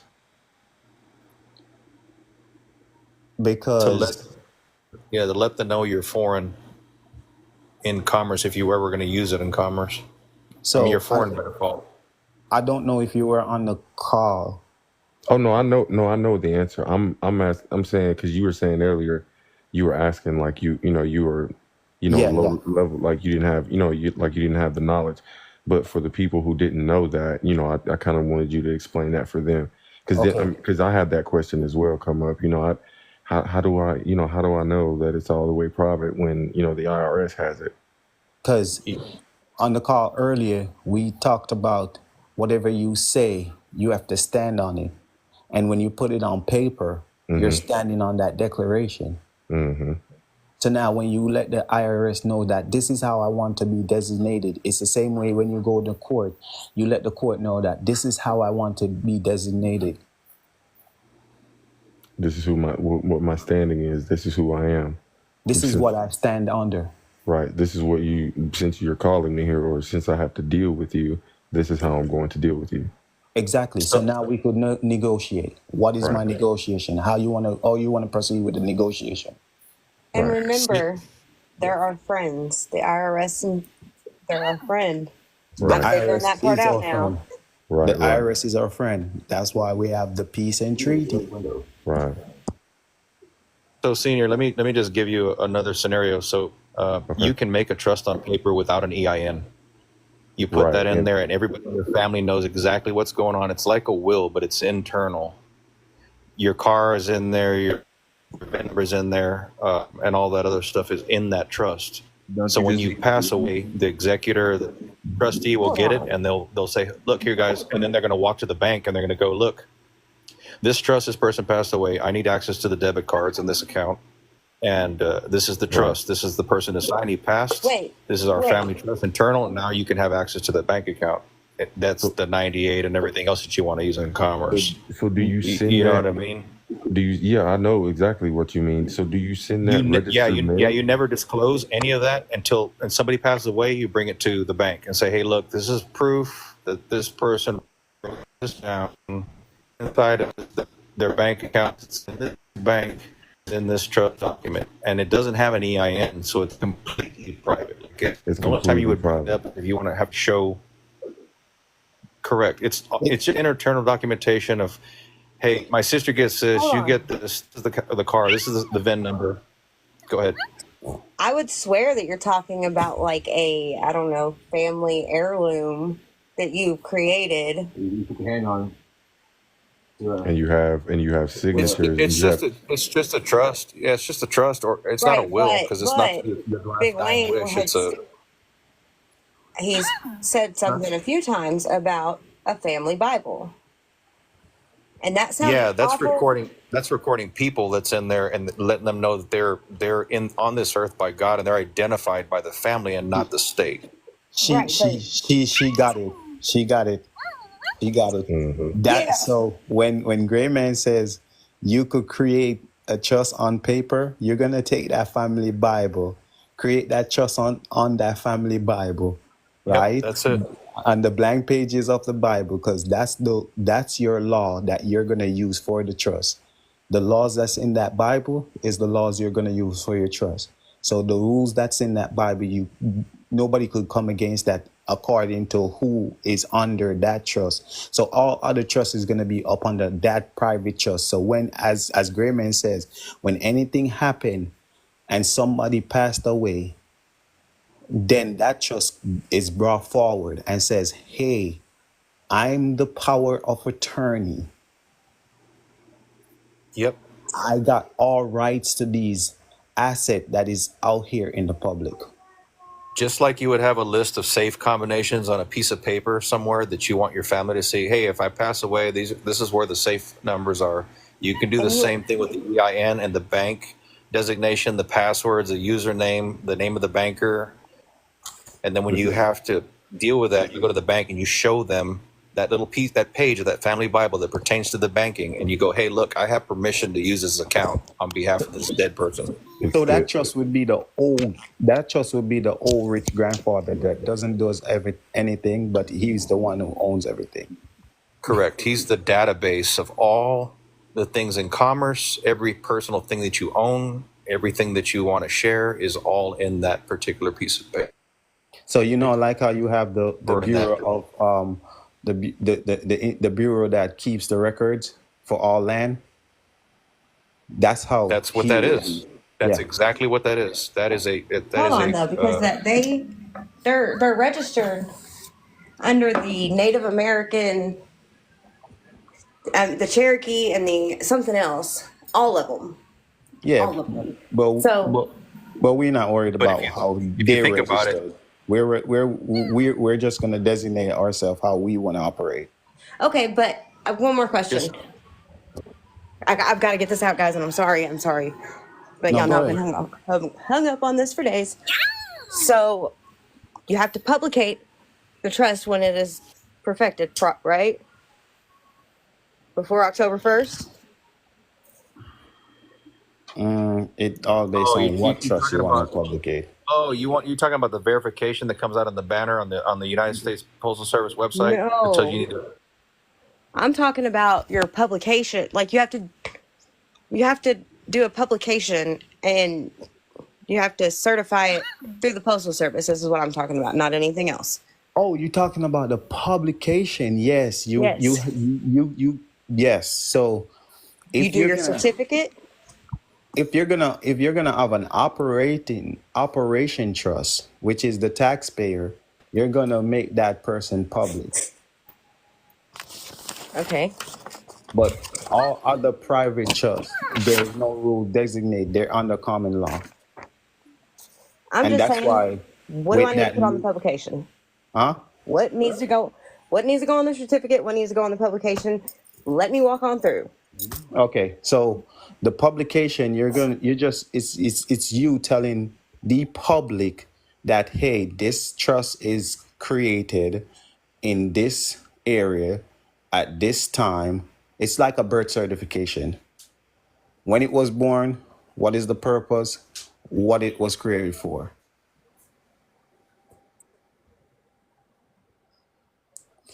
And then you put that out either on these platform that we have, TikTok, the post office on their bulletin board, or the sheriff office. And you do the library too. You could do the library too. You can Newspaper? you can also have I a website secretly and just do. put your stuff on the. Yeah, that's what I was just about to say. I would just get a website for that trust Yeah, and do just the put library. public record. Yeah, and Yeah, you can I do would a get a. public record posting and go post it on there as well. You can get a timestamp and registration and all that, Right. as And long as once you it's in get the it. public law. So the reason why they're doing that is so that you never make an error of stealing somebody's trade name. So who's teaching classes how to set that up? Because I don't have the common sense to do that. Well, Great man, that's why I asked you. Gray Man, yeah, he has some stuff. I don't want to say too much, but I found something after looking at his You can wall. go to Helping Hands Outreach. There's a website. You can see everything about the 508. It's one of the first organizations that actually started to use it. I have a little book there. Helpinghandoutreach.com, I think, or .org. I can't remember.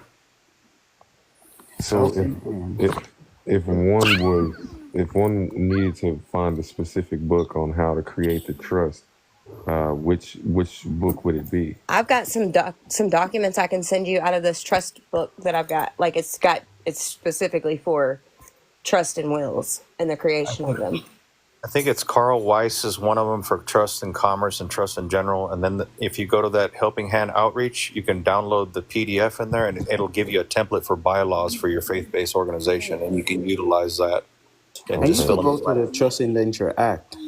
There's a section in there that tells you how to create it. Right.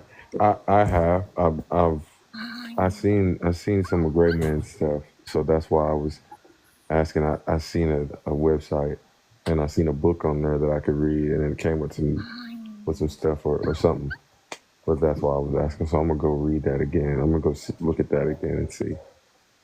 Just if you just reach out to me, I'll send you what I have. Just be specific so I can drill down and get it for you. Okay, cool. Great I'll man, reach you out never to got a chance to look at that software stuff, did you? Not yet. I'm gonna look at it tonight. I absolutely am. You put it You on should the definitely you do put it on that. the I have a you put it on the question for Google Rick. thing on the platform. Did you put it on the Google Class or whatever it was Yeah. platform? Okay, I'm gonna check it out. So that link I sent you was not the right one, was it? What do you mean? It's called treasurysoftware.com. I think, is that the same one or is that I different? don't think so. Okay, I'll look at the one you got. Hey, Big Wayne, Sorry, Big Wayne, go ahead. Could you? I have a question. Oh, okay.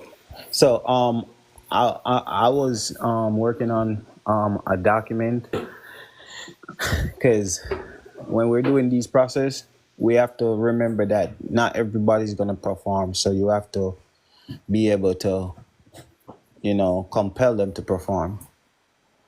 So I was working on my administration process, just tightening it up. I want to get it to where, just like even if I go to court, I'm not in there going back and forth. I want to do everything with clean hands and just hit the nail right on the head. So I think I have it now. I'm just gonna go over it and then I'm gonna send it to you, Star, so you could share that as a gift to everybody. Oh man, that's nice. Thank you. It is. That's love. That's what Thank you. that's how I feel, man. That and see that administration process, that goes along with the rules of civil procedure as far as your state is concerned. If you go by that as well, and then you do your administration process, you have the burden of proof as to the reason why you're not liable or not liable. Yeah, that's the right word. Liable, Yeah, responsible. yeah, responsible for what they've drummed up, for what they've used your name for. They Because I, created the account.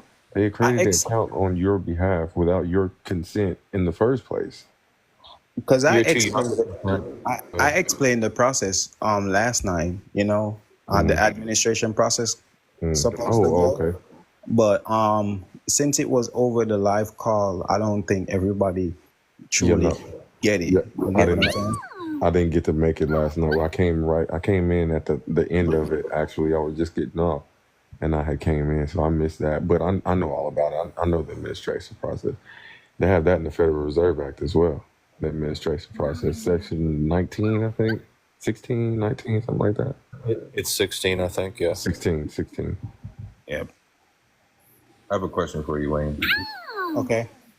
What about the people, because I saw it in the chat, that are naturalized citizens or residents? How would they do this process?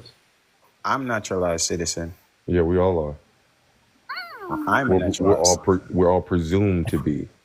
So I'm a naturalized citizen. I'm actually from a different country, and I don't have no issue with the process. So if I'm from Mexico and I came over here and got my stuff naturalized to get a social, I can do this process just like everybody else. Just like everybody else, because that naturalization, it's even stronger than most people birth certification. It's stronger than citizen, 14th Amendment citizen even. Yes, because ours comes with the national or sovereign. Of course, ours actually have the gold seal on it. Gotcha. Ours have the gold seal, and not only that, it has our date of birth and it has a picture of us on ours. Yep. And as soon as you get that social, that's basically like opening a bank account in commerce. It's the same exact thing as we get when we're born, except you know about it. We didn't. Yeah. Bill of lading. The bill of lading, that's a strong thing. Only the president of a corporation can do a bill of lading. And think, Everything else out here is negotiable. There's no bill out here. That's why when your trust makes a statement like, send me a true bill, to other corporations, they don't ever respond. And that, in return, under the administration process, makes whatever presentment they send to you set off. Because laches incur when they make a false claim. So now if they make a false claim against you and say you owe something because the amount is due, and you ask them for a true bill, and only a president of a corporation can create a true bill. Even these corporations out here don't know what they're doing. They're only just doing business as they see fit. They're just a little more competent than we are, honestly. They're just in the game longer. Mm-hmm. They're not more Competent. They're just in the game longer. The systems that are put in place that they have to run on behalf of the system is what's competent. It's a complex system, and they're just doing the 9 to 5 in it. Half of them don't know what they're supposed to be doing in those positions and how to go from A to B. But it's the system that's in place is what's perfected. Them doing it, half of the time they don't even know what they're doing. They just know their department and what their computer screen says in front of them. Yeah, they just read from the script, just like all the president that goes in power. They just read from the script. Which is why some of the clerks don't allow you to file. Well, don't allow you to file in general. They should know that that's against the law, and they wouldn't do that if they did. Nope, they don't even know what the laws are, except what the internal policies are, which is their law in the corporation. Right. And they don't even know they're breaking the law, and half the time they don't care. You know how to get every clerk? Just ask them to recite their oath. You can also give them a public servant questionnaire. Just ask them to recite their oath, and if they can't recite their oath, they're not a public servant. They can't be in office. You got to get a different clerk. You got to get a different clerk, because if they can't recite their oath, it means that they don't know their oath, or they don't have one. And if they don't have an oath, they don't have a bond. And if they don't have a bond, they could create injury with no penalty. So they're a liability. So they're a liability to go to the corporation. So now the corporation will not have it. That's right. And you know what that means. Exactly. That's like a cop asking you for your auto insurance. You could be asking them for their oath. Exactly. They can't be driving their cop car in uniform if they don't have a real oath that's signed. That's the same as them asking you for your insurance, but they have to uphold that oath regardless if you have insurance or not. And they have to know their oath. They can't if and but. They have to know their oath. They swore to it, and it's something that they have to have, because if you, as a civilian, ask them to recite their oath for your protection, they have to know their oath. That was the perfect word, civilian. You're not a citizen. You are a civilian outside of the Military Emergency Act.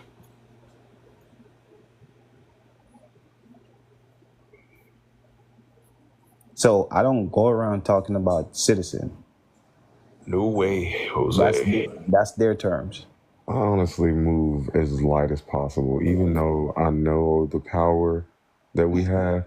That's the best way to move. I just move so light, bro. I don't cause no problems. I just do my little thing and I go on home. Right, because on the back end, I don't want no issue when it's time for me to go in my office and start recruiting. On the back end, I don't want no issue. Right. And also, firearms is their word too. So if they say, you got a firearm on you? No, I do not. I have an arm. I'm right to bear arms. It doesn't say right to bear firearms. That is their patented, coined policy term. And they've trademarked that shit too. So I have my household goods to protect me, sir. Yeah. Oh, yeah. He's gonna be like, huh? Yeah. As soon as you register it, you put their brand on your armory, and then they call it a firearm, and then they can police whatever the hell they want with their name on it. Because anytime you do a registration, it's a registration for the government. Yeah, it's in that Theft Protection Act too. The firearm goes into that. But picture this: what if I just register it under my trust? You can do a gun trust per individual arm that you have.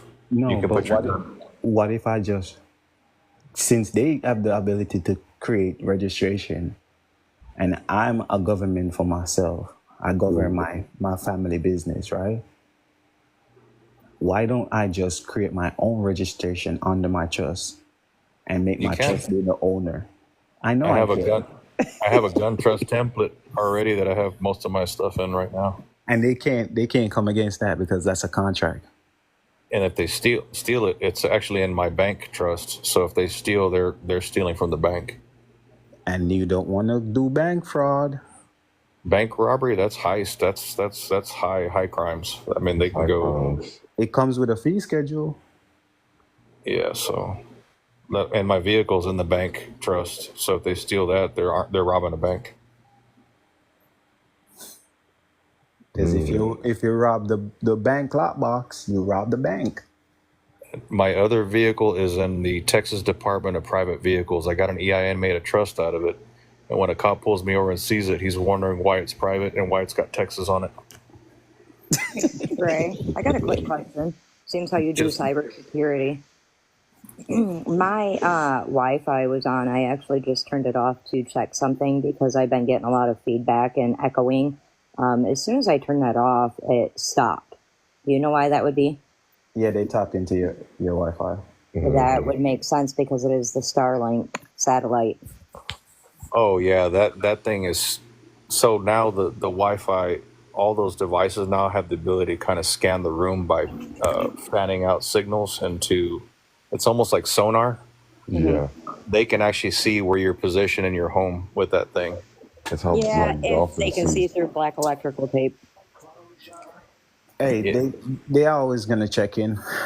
Yeah, If I you got got black electrical yeah, tape if on you my got camera. if you got the antennas exposed, what's happening? It's blasting out a wave of frequency. When it hits something, it projects that image like a shadow. Right. And that wave goes around that person or that chair or whatever, and they know what's what in the room. They can pinpoint you in your home with that device. Like Daredevil. Think of him. Makes sense, along with the 5G towers. Yeah, I mean that's the same thing too, but that's another whole subject. But yeah, I'll say two, three can handle. Okay, thank you. Yeah, they always gonna check in, bro. And see, that's another thing when we're talking about private, going completely private. See, Hey, this is for educational and entertainment purposes only. Only. Oh, and I learned about instrument. You're not supposed to deface the instrument. yeah, the minimal stuff on it, the better. I have these this UCC law book or UCC book that I got from an attorney, and I have all of her Highlighter stuff on it. Hold on, I'm gonna put it up in the. Can I have that book? Yeah, you're funny. Is it the Article 9 or the Article 3? Hold on, it is the Article 3. It's 1972. Yeah. I know which book she's talking about. That's why I asked her for it. Is it red? What is it called again? It's the UCC or Uniform Commercial Code 1972 with comments, and it's got comments from the attorney who actually owned it. Holy shit. You go, girl. That's I nice. actually I didn't inherit it. This isn't from my family or nothing, but this lady from Indiana, she's like, I'm retiring law books for decoration. I'm like, Could you find instrument in that book tonight? And yeah, I'll look for it right now. Look, have you seen all my collection, guys? Y'all haven't. Y'all don't know that I have literally a whole law library here. I'm not joking. I've got more than that. I've got 3 sets of encyclopedias. One of them from like 1972. You got you the whole library from that lady. Yeah, I already said that. The 60s encyclopedias are the ones that aren't super like doctrinated or whatever. They haven't changed a lot of the terms. So Encyclopedia Britannica and some of the red hardcovers with the blue binder in the back, those are the really good ones.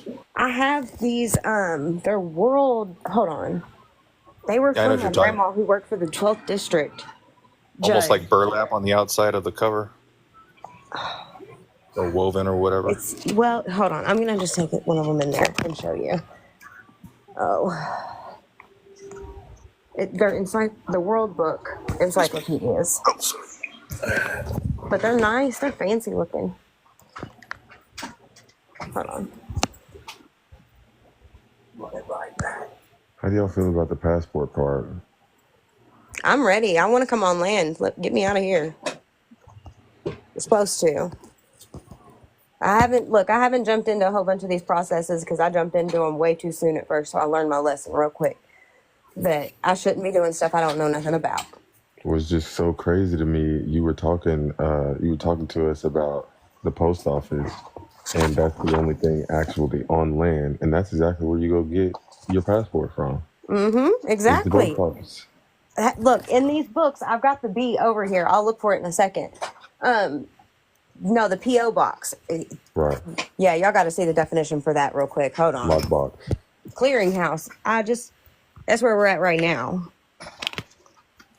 Is an institution used by banks to settle claims against each other, resulting from checks and other financial instrument or transactions. Nearly every city with more than 2 banks has a clearinghouse, which is run by an association of local banks.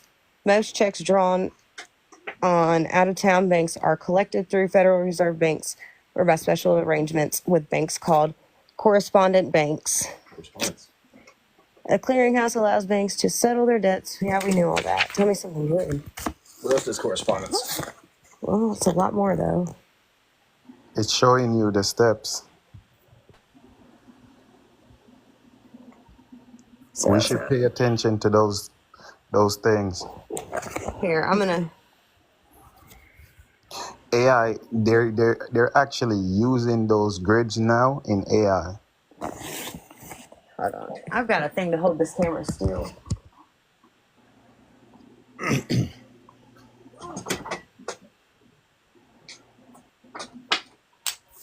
Clearinghouse is what makes stocks move. It's like an auction house. So now when the clearinghouse gets the money or the investment, they either have to liquidate the investment or record the investment. And based on what they're gonna do, it makes the stock of the currency of the country moves.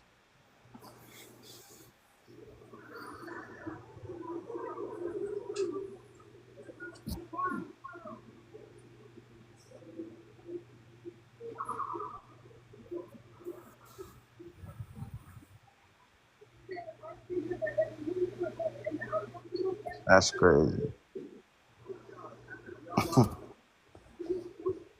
Another good book for you guys is the International Negotiable Instruments book. It's from Oxford Private International Law series. It's $180, but everything in there, how to make an instrument, is there. And another good book for people that drive on the road. Go get the Sheriff Handbook. Oh yeah, I got that. Good stuff. Good stuff. Hey guys, I gotta jump off. I'm gonna spend some time with my kiddos, but I'll jump back on later on or tomorrow if you guys are gonna be around. But you got my number, right? no, I texted you mine, but you never gave me yours. But when you get some time, no rush, man. Oh no, yeah, I'm texting you because I need you to send me that information about the trust because I got to get that taken care of for some people. I'll walk you through it. It's real simple. Yeah. Okay. Good to hear from you, Without bro. recourse, you got the email I sent you? Yes, sir. All I right. sent you one back. Let me know. Oh, I saw that with the flags. Yeah, how'd you like that? It's nasty. But yeah, it's good though. Yeah, no, that's good. I mean it in a good way. It's very, the very bottom of it where you got the foreign part of it looks pretty good, pretty legit. You put that on bond paper. Yes, sir. Make 3 originals of everything. Correct. And keep a laminated one. That's correct. Yes, sir.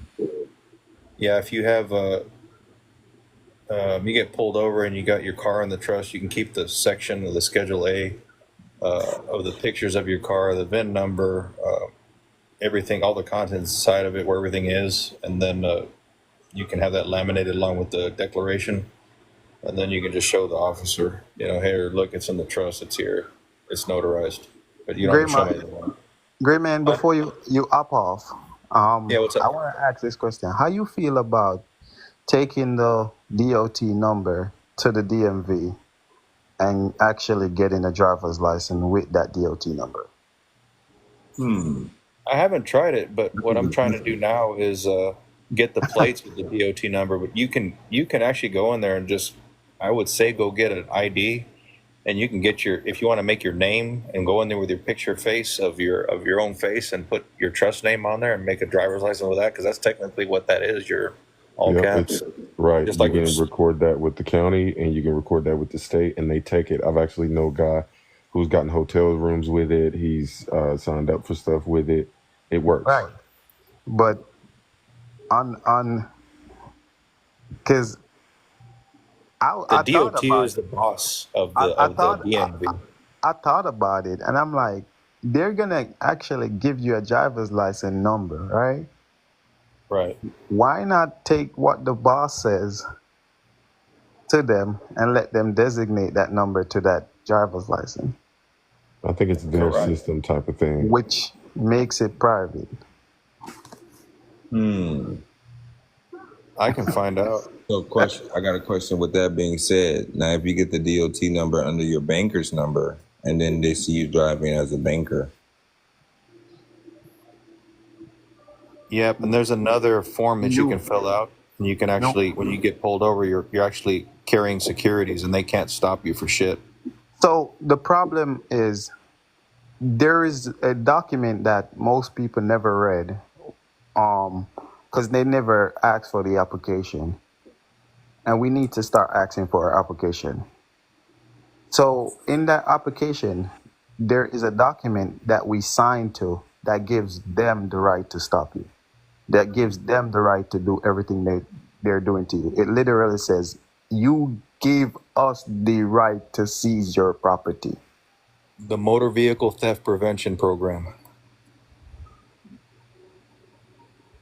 That is the adhesion contract when you get your license. So, and I got that from a court case with a guy in Tallahassee that got arrested on the DUI. And when they had the case, the lady said it, that he signed to that document, and that's why he's getting charged. And I went to look up the document, and I was like, "Oh my God, your system is so nasty." It's bad. yeah, it is. They're not giving us full disclosure. And we signed it. We signed up for it, basically, is what they're going to tell us. Well, you signed up for it. Yeah, and they're not wrong. Right. Because most of us just sit in that chair and never ask for the application. Oh, sign here on this electronic notepad. Yeah, you just basically sign a document that says jump off the cliff, and you never ask what's at the bottom. Right. And it's crazy because, see, even and they're laughing at you. Well, you just did it. You jumped, so you didn't even pay attention. They work off of karma too. Like now, people talk about doing a revocation of election for taxes, but they won't talk about doing a revocation of election for driver's license. Because you should rescind the driver's license and go get a new one and not sign to that document. Correct. And I just gave y'all the step to become private. Mm-hmm. After you rescind that old driver's license and get out of their system. Mm-hmm. You can also take a Sharpie and do on your driver's license that you can put without recourse, all rights reserved, underneath your name. But they might not respect it because in the system it still shows that you're. Yeah. So what you want to do is get out the system, and if you want a driver's license to operate in commerce, you go back into the system in the proper way by being private through their boss. Yeah. And then you uncheck citizen, which they look at you funny. Yeah, how are you not a citizen? You were born here. I wasn't born in a corporation. So when they talk about if you're a citizen or not, just go do a FOIA request. I did that already. Yeah, I got one. Yeah, and once it says that you're not a citizen, you take that down there with that private DOT number and says, here what? Your boss says I'm private. This FOIA request say I'm not a citizen, and my designation as an ethnicity, I'm Native American. What you gonna say now? And the DOT paperwork says that there's no reason it's not applicable to have insurance after you get the DOT. I Which don't means have to worry about the $1 million. insurance. I don't at that point I don't have to worry about insurance. Because I'm taking the rules down there and put it in their face. So I got a question. A guy has a what he calls his insurance bond, and he said that he had to present that with before he got his DOT number. But he just made up an insurance bond on that that paper, bond paper, and he showed it to him as a private registered bond, and they gave him a DOT number. So do y'all know anything about that? Oh yeah, you could always make a bond because it can be securitized. Right. So what happened is he probably got a phone call with one of those third parties that keep hounding you after you get a DOT, and they said he had to do something. He created a bond, and then he said, "Well, I got to use it," and he probably contracted with somebody else as he made that bond, because you don't really have to do shit once you get that DOT. Everything in there says that you're private. You're a private motor carrier, and if you want to go outside the state, you can get the it's called the intrastate. Yes. So now, but the thing is this: what I like with that, and I keep using this from yesterday. It says that on the fact that you're private, it talks about you operating for household goods and services. Yes. Correct. Mm-hmm. So now if everybody's on the call listening, I keep using that. I'm operating for household purposes. Yeah, I'm out here in a civilian capacity. I'm out here in my civilian capacity, operating for household purposes, goods and service. Mm-hmm. Yep. Do you see a uniform on me? Do I have a badge on? Do I have a business card on me? Is my truck displaying any kind of commercial, verbiage? Nope. Do you see a driver's license for me? No. So I'm not an employee. Right. Yeah. Because they're only policing the employees like security guards in the company. Exactly. They're policing the federal civil servants. And I don't want to contract with you, sir. I'm not contracting as a federal civil servant. I'm privately operating in my civil capacity for also goods and services. And guess what they're going to tell you next? Because they're trained to do this now, and they already put some people, some of the organizations. Yeah. They're going to say, "What are you, one of them sovereign citizens?" And then they already got their hand on their gun. Their demeanor changes. Oh, so when I just said all of that, I wouldn't even talk to them on the side of the road. I ain't talking to you. You ain't nobody for me to be talking to. Yeah, they be ready to shoot. They grab me. I don't got no voice. I can't talk. Yeah. You're going to have to break my window because I'm barely going to let it down. I'm going to give you just enough. Wait. When they ask me for anything, I'm gonna ask them questions. Are you trying to traffic my person? So Are you I'm trying going to pipe up. Are you trying to traffic my person? Because now, if you're trying to traffic my person, it means that you're committing a crime right here on the side of the road. Yep, and they're actually coming out of their uniform, which makes them not a cop anymore, technically. So that one question, when I ask him, if he says, "I don't know what you're saying," and "No, I'm not trying to do what you're trying to say," okay, I got him right there. He said, "He's not trying to traffic my person." I'm done talking after that. I wish to uphold my rights. Give me your watch, Commander.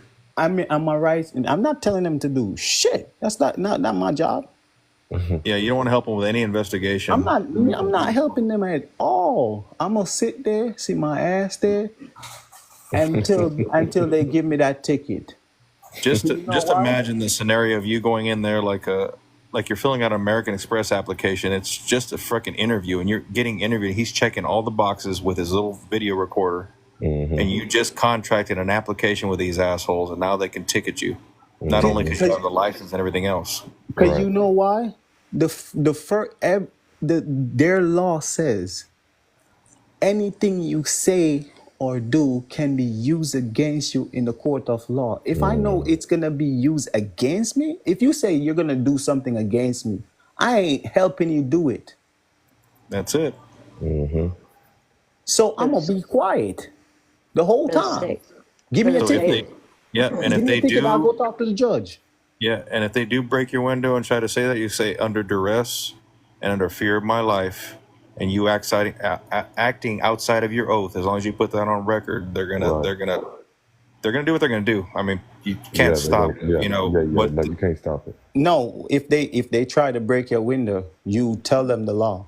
Right, I'm not but they, consenting to any search or I seizure. mean, If they want to proceed after that, then you just put them in right, their rightful capacity because now you're under the Constitution.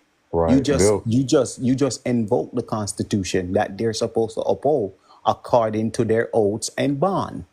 Right. They'll Now, literally, if I invoke that, I'm gonna be quiet after that. If they break the window, so be it. I'm gonna go into court and tell the judge What is that? that I Star? did not consent to any search or seizure, and he still broke my window. So right, now, judge, this is my remedy for him breaking my window.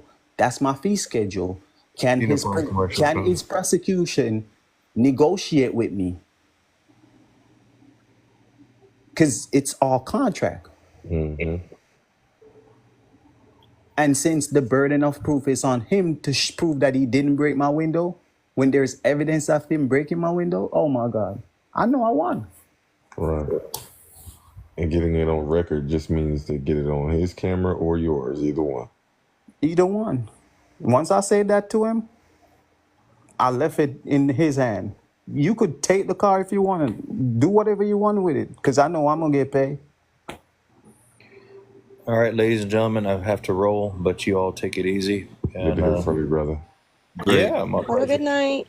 Great. Have a good night. Great. Yeah, I'm here. Do me Yeah, one what's up? favor. Send the thing I sent you to Starseed and to Wayne. Okay, I'll send the email to Star. Star, you got to get his email so you can get him in the deal. He's been trying to Okay. reach out to you, and I'll send his I did trust get over him. to I you. thought I got him in the group. Yeah, I'm in the group, but I didn't want to put it in the group unless you felt Yeah, like no, it I got was you. your group. Did you see my email, Star? No, I didn't. Did you email me or did you get? I send you a private message on Okay, all right. TikTok. I'll get on. I'll check it whenever we get off. Like I said, my messages are insane. I don't even try to I try to check them, but Yeah, that's too much energy. That's too much energy. I kind of understand. I Like, hope people Big are not Wayne, I lost haven't on the seen car. Big Wayne, I didn't see your text. You sent it to the number I sent you. Oh yes, You got to hit send, brother. secured You left party it. rights to take possession after default. 603 or 503? I can barely read it. 503. I got you. It says, unless otherwise agreed, a secured party has no default the right to take possession of the collateral. In taking possession, a secured party may proceed without judicial process if this can be done without breach of the peace, or may proceed by action.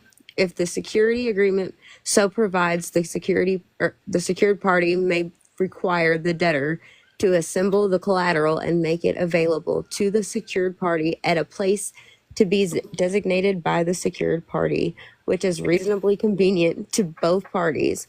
Without removal, a secured party may render equipment usable and may dispose of collateral on the debtor's premises under Section 9-504. Where are you reading that from? The UCC book. Yeah, that sounds like a UCC thing. you see the thing is this: when you get them nice old book, they actually give you the true definition, because that just explained everything concerning who's the original creditor. Well, everything after 1920s, it Is was that- what they were made by. The books were made by Rockefeller, so they gave you what they wanted you to know. Everything before 1920 actually has that rule in there. Hey Wayne, is that like equitable subrogation? Just wondering. Yes, it is. That's Okay. exactly what that That's was. what I got from that. That's exactly what that was. And we should look into equitable subrogation. That's exactly what that was. The substitution of one for another. Yeah, that's 3 parties to a transaction, and Right. then that's your contribution and exoneration. Right. That's a bond too. Y'all can like screenshot this and then blow it up here in a little bit and read it. I can try to get. I've got a scanner, but like it'd be hard to scan this. And you know what's crazy? All we have to know concerning credit and negotiable instrument is that the excess of $1. Look, all we need is one of us to know it, and the collective of us will know it. Right. Like the excess of $1. Literally, they tell you, like, if you look at the dollar bill, it says this note is for all debt. All payable on demand. So what that means, I could take a $1 bill and pay $100,000 note, because guess what? Oh, I know where that is. It's all bill. Right. Those are And heavy. the key word there is bill. Hey, Star, you don't need a scanner. You have an iPhone. You go to notes and you can scan a document. Yeah, I learned that the other day. I was like, bruh. Yeah, me. It's like mind blowing. The other day. Facts. And it's like perfect little cutout. And the lighting, it lights it well for you too when you use that little scanner through the notes on your iPhone. And you know what's crazy? She's putting up the true bill, because that's a true bill, because it says pay to the bearer. Yeah. At the bottom. On demand. On demand. On demand. It says public and private. Expeditiously. That's a true bill. Yeah, a bunch of Where did you order that from, Star? Oh, hey, I Dave. got this one. Message me. Message me. All right. Great. You bet you're No, fine. seriously, I go to auction sites online and stuff, and I check them out. Like that's where I got my Red Fox stamps. eBay. You know what's crazy? So I was reading over the statement, Citizen Bank and Discovery Bank, right? Mm-hmm. And I went back to their statement just to make sure that it says what I know it says. And I look at it, and Citizen Bank actually tells you that you're supposed to pay in tender. Really? They say do not send cash. Just Do like not send cash. just like IRS. IRS say do not send cash. Citizen Bank says do not send cash. Don't send anything from your checking account. Don't They send don't want that fake shit. no money, because you know cash means deposit. Tender at a later date too. Right. You know that Navy Federal sends you a voucher every month that you can fund your account to. Literally, tender of payments are vouchers. And Navy Federal doing it too. Like, it's so crazy that if we read the statements, they literally says this in their own statements. They send you a voucher for you to put your signature on so you can fund And send your it back account. to them. Wow. Signature, Citizen Bank. I'm gonna send it to Star, and she's gonna put it up, right? I text her. I text her my statement. Gray man, I want you to look at it too, because you know somebody asked about Citizen last night, and I was like, I have my Citizen statement, looking at it, laughing like, really? Y'all really put this in there? Y'all literally tell us how to pay it with tender. Has anybody ever heard of like the maybe it is the county attorney, but like that area having stamps, selling like tax stamps? The county? Mm-hmm. Or maybe it's the state. I'm not sure. I'm not exactly sure where it was that they were located. But one of them, like, Sell stuff. Yeah. huh? I said they all try to sell stuff as much as they can. It was the county clerk. You know, the county has a tax assessor court in there. They have a tax court. Yeah. So that tax court always have things for the post office. Let's see what the mayor. Somebody said State Department of Revenue. What's the difference between a manager of a city or the mayor of a city? What's a trustee for the jail? It's the role. One manage, one is just an executive. Yeah. You just operate.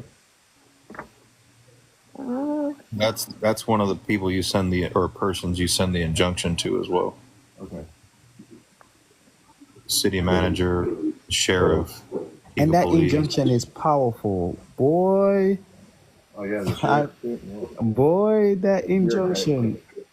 Yep, it says special appearances. It quotes all their laws. It puts them in check. It lets them know that they're foreign barristers operating in commerce. They have no.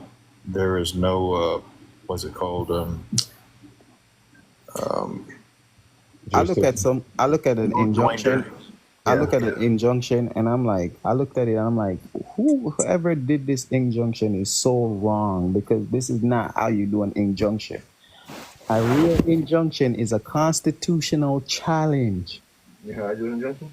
Have somebody else write it. That's a real injunction. It's a constitutional challenge. Go look at the laws.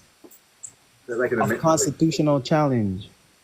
You give them their own rules, and you let them know not to break their own rules in their own face. Once you put their rules in their face, they don't like it. Did y'all see that video I posted today? Which one? Which one? With the judge. The dude was like, "Are you judge?" Hold on, I'm gonna go to my page. Y'all got to see this one. I liked it. I liked it, but he did a few Okay. things. He did a few things wrong, because she was trying. He probably did, but he got that judge to walk away, and I guarantee she came back in a. Well, that's the thing. He was still talking after she left. He didn't realize that he actually won, because he's the first person who leave the playfield. Yeah. Leaves a battle, wins it. Yeah. So that's what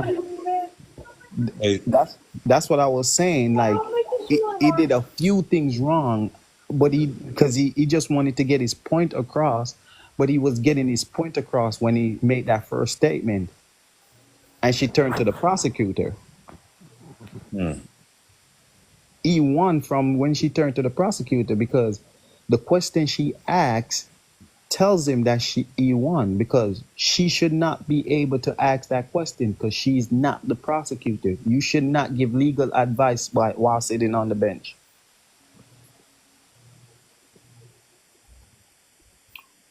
Hey, Big Wayne. Yes, sir. I spent a couple of times today reading that 12 code, USC 412. Yeah. And one of the things that caught me off guard, it's the opening sentence is, it cites that any federal bank may make the application to the local reserve agent for such amount, blah, blah, blah, blah, blah.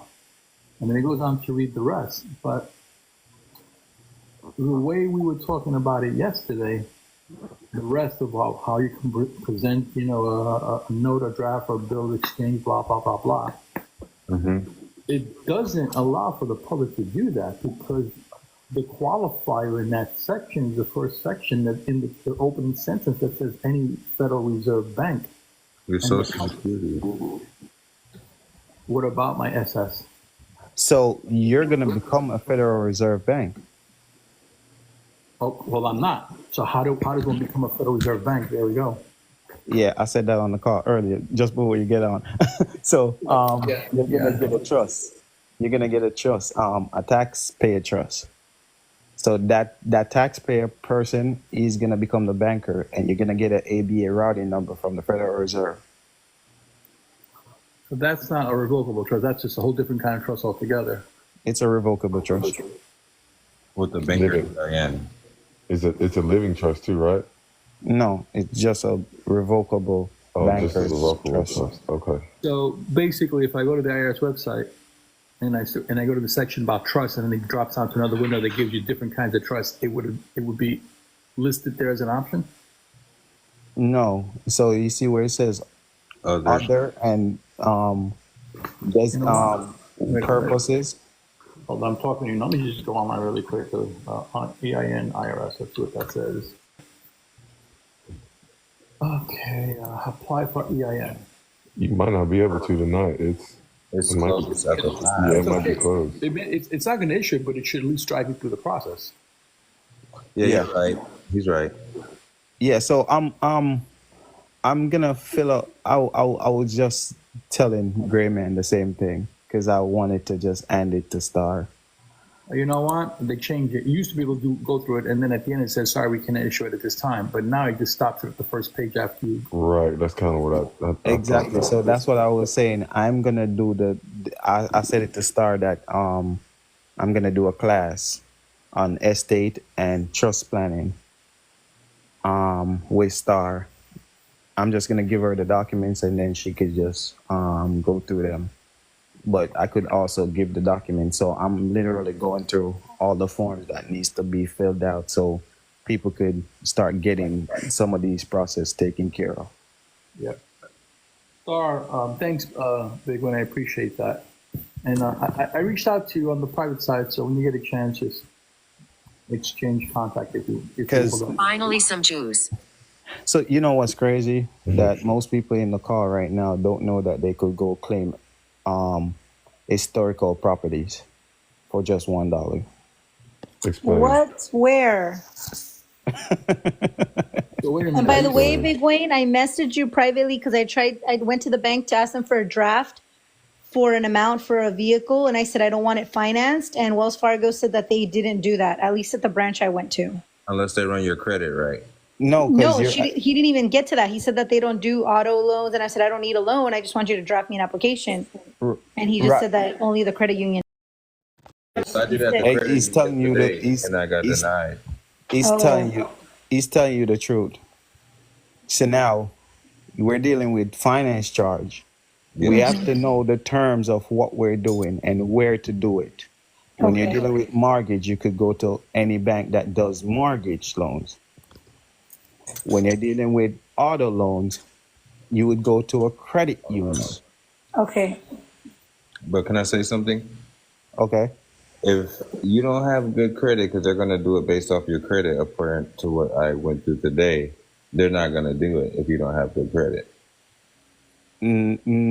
Well, he said that they're not running it for finance. Big Wayne said yesterday just to run a draft of an application because you're using them for a template. So these are the words you're going to use, right? You're going to, when it's an auto loan, what did you go there for? I said I would like to get an an application to purchase a vehicle, but I didn't say, and I said I don't want it financed, and that was it. Because, so it's the words you're using, right? So you wouldn't tell them that you want an auto loan. You want a purchase order for order loan. A purchase order is the right terms. Hold it, but a purchase order to the bank or to the dealer? To the dealer. A purchase order you need that purchase order because that purchase order is going to create the finance. Right, you get that from the dealer. You get no, you could get the purchase order from the bank too. Right. Yeah. but would you say a purchase order for an auto loan or just say a purchase order for an auto? Because the banks are servicers. They do it. And I know they do it. Right. But I removed the word loan since I would just say because you're not getting the finance from them. Yeah. So, okay. So definitely no loan. And I didn't say loan because I said I didn't want it financed. So purchase order for an auto and I would stop there. Right. Okay. And they offer these things too. They do. Right. They do. Which is crazy that they're telling you they don't do it. Yeah. It's the words. Offer it. Because they will look at you. They will sit there and look at you and sit there and wait to see if you. And you know what's crazy? About. They do that all the time. Even the courts does it because they know we're gonna back down. Okay, so when I get the purchase order, then do I just send it? Because I have an EIN, but I haven't created the. You're gonna fill it out. You're gonna fill it out. You're gonna put the endorsement on it, and you're not gonna deface. You're not gonna deface the note. Okay, so your promissory note that you're gonna attach to it. Remember, you have to make the promise, and then you have to make the promise, which clarifies the credit side, and then the payment is gonna clarify the entry side, right?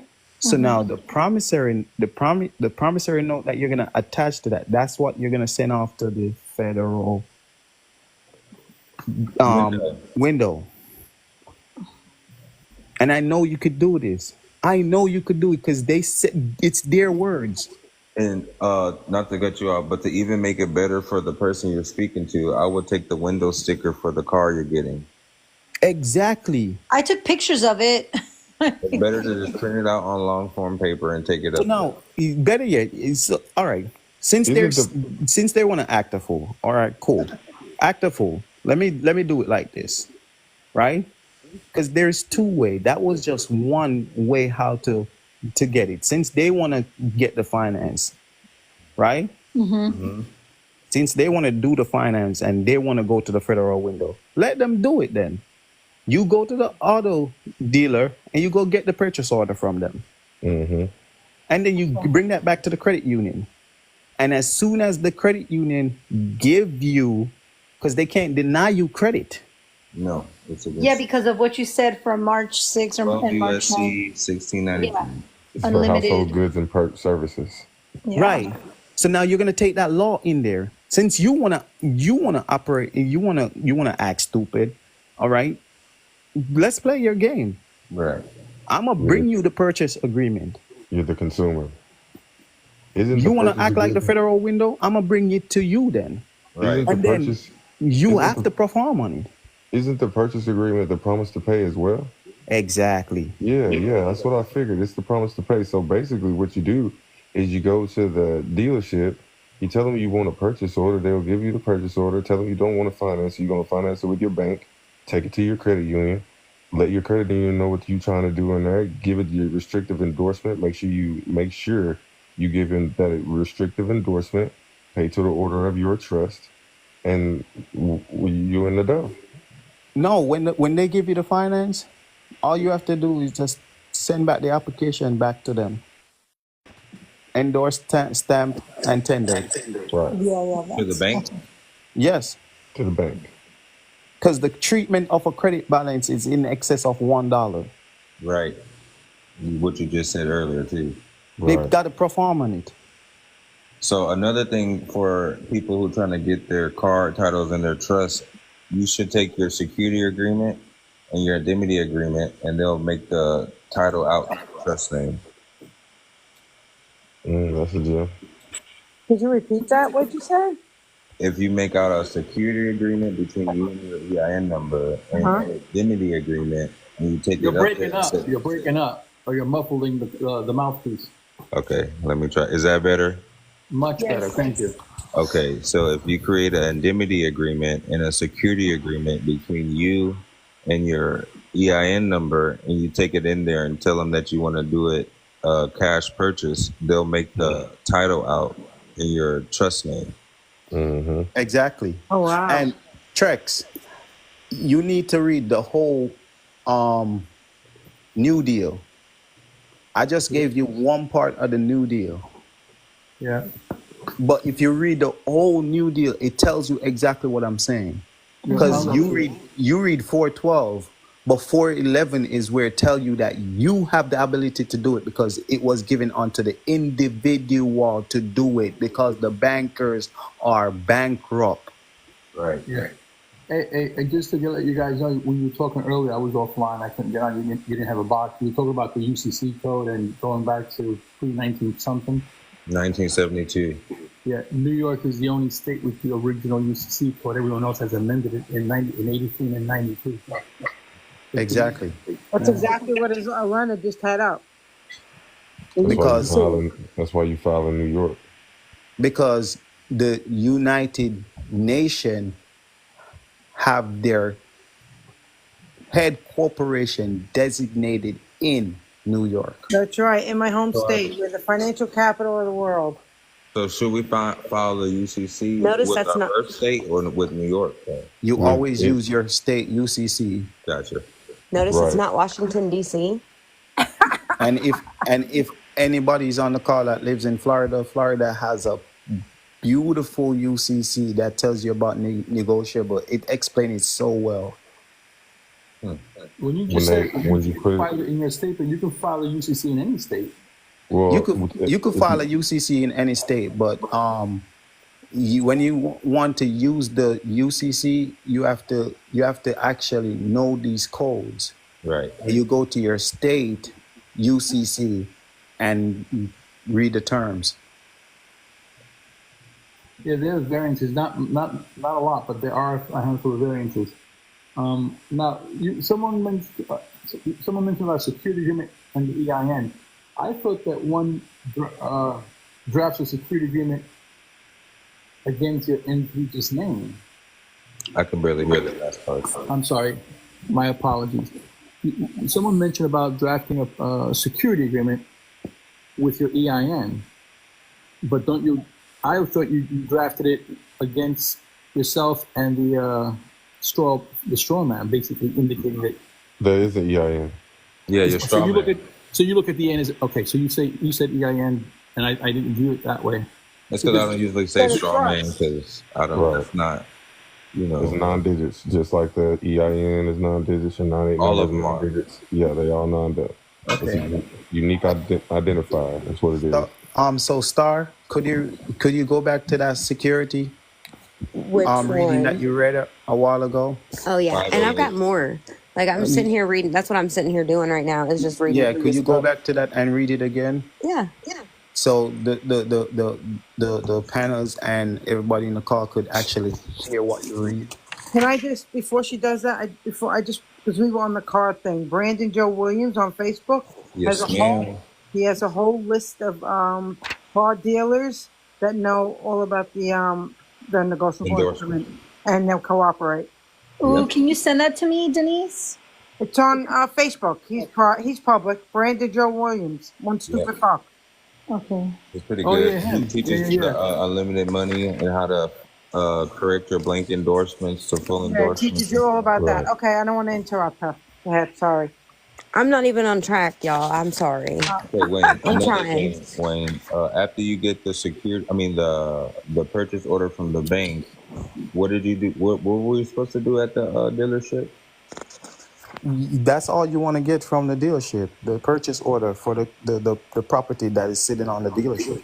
Okay, But because don't I they got the have to purchase sign order it? sitting right here, so I just need the one from the bank.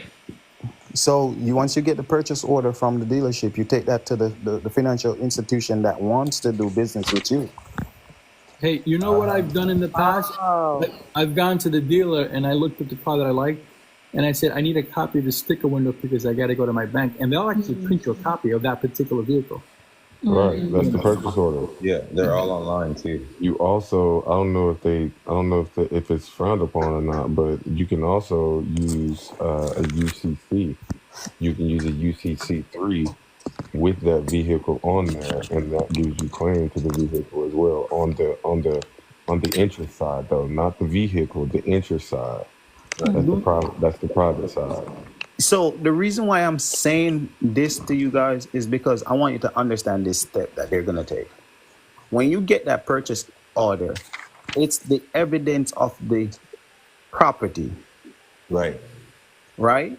It's the money.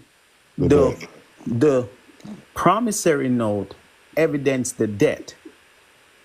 But that purchase order, they're going to transfer it into a purchase money loan.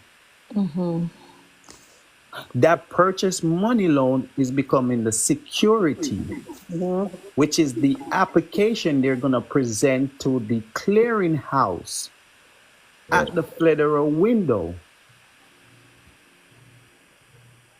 So now when they present that application, they're going to get the recuperation for that application because it's now a security bond that the federal going to take to the treasury, and the treasury is going to mature it after they put it through the proper procedure. Hey, Big Wayne, can I ask you to repeat that one more time? Because I want to write that down. I want to make sure it sinks in. I found instruments, by the way, like a few of them. Yeah, I'm just for the sake of retention. I mean, Okay. It is 2:30 in the morning, so I'm like, Okay, no problem. So you're gonna get the purchase order from the institution. From okay, when you say purchase order, I'm looking at getting the sticker on the car window. You just act so you don't decide what it's gonna be.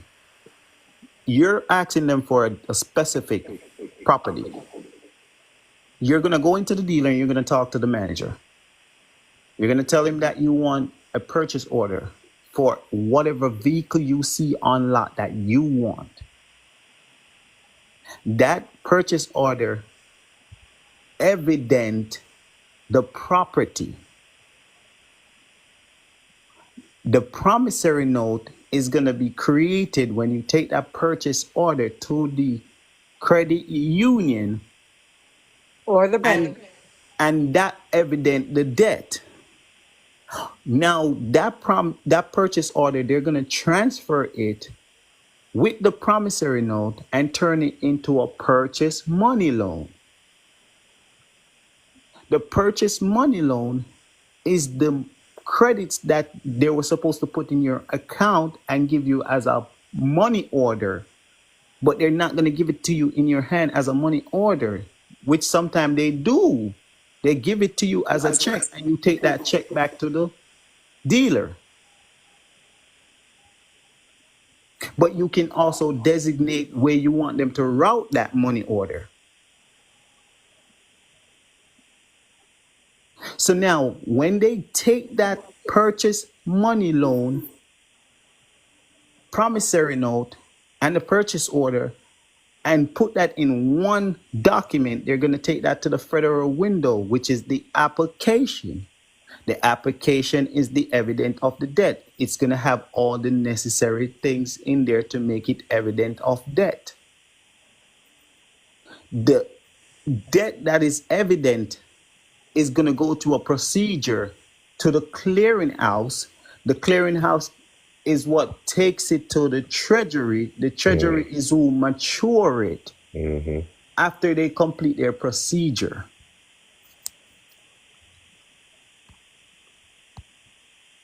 Okay, can I ask you a question? So once you get the purchase order and you go into the bank, all right, you leave the car dealership, you go to the bank. What does the conversation look like at the bank? Hey, I have this purchase order for this auto. Can we negotiate a deal? Okay. But that to them will be the language that says, okay, sure, we can give you good interest on a loan. I figured it out though. I found what I've been needing to find.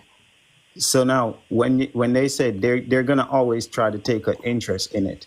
Of course. They're always gonna take an interest in it, but this is where you're gonna tender payment as soon as they take an interest in it. You're gonna stamp it. You're gonna do everything in front of them. Stamp, endorse, and never leave it blank, because the day you sign it in blank and walk out there, you just gave them all your rights. Yeah. So you're gonna endorse the back of it. No. You're gonna endorse the back of it. You're gonna put pay to the order on it on that same application. You're gonna put without recourse. You're gonna put agent for the principal. And you're gonna put the stamps on it. So I don't know if something changed, but the Federal Reserve on their website, it actually says that anything that says without recourse, they will kick it back. Wow. I don't know if something has changed, because I do know people who have gotten remedy off of that. But it actually, I looked this up. I verified it myself. It actually says anything that has without recourse on it specifically will get kicked back. Wait, if it doesn't have it on there? If it does. Really? Yeah, I don't know what changed. I don't know. I think you should just reserve your rights.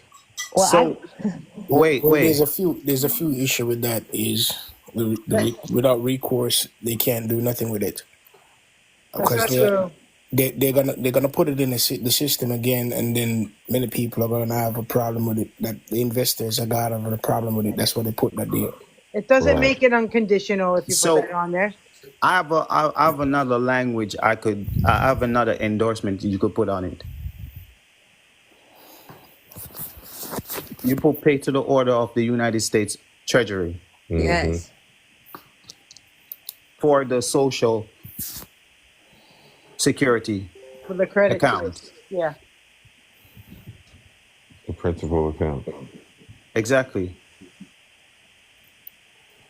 And hold on, because I'm just get the proper verbiage, because it none of this is hard. The key part what they're using is they're keeping that document from the debtor. There's a certain document they keep from the debtor. Once they keep that document from the debtor, that's the only way they can perfect the security. Yeah, because then they can't sell it on the friggin' market 20 million times. And now, if you put pay to the United States Treasury, all the investors go and get paid. Because that's where it's going to end up either way. That's who they're going to run that prompt. That's who they're going to route that application to.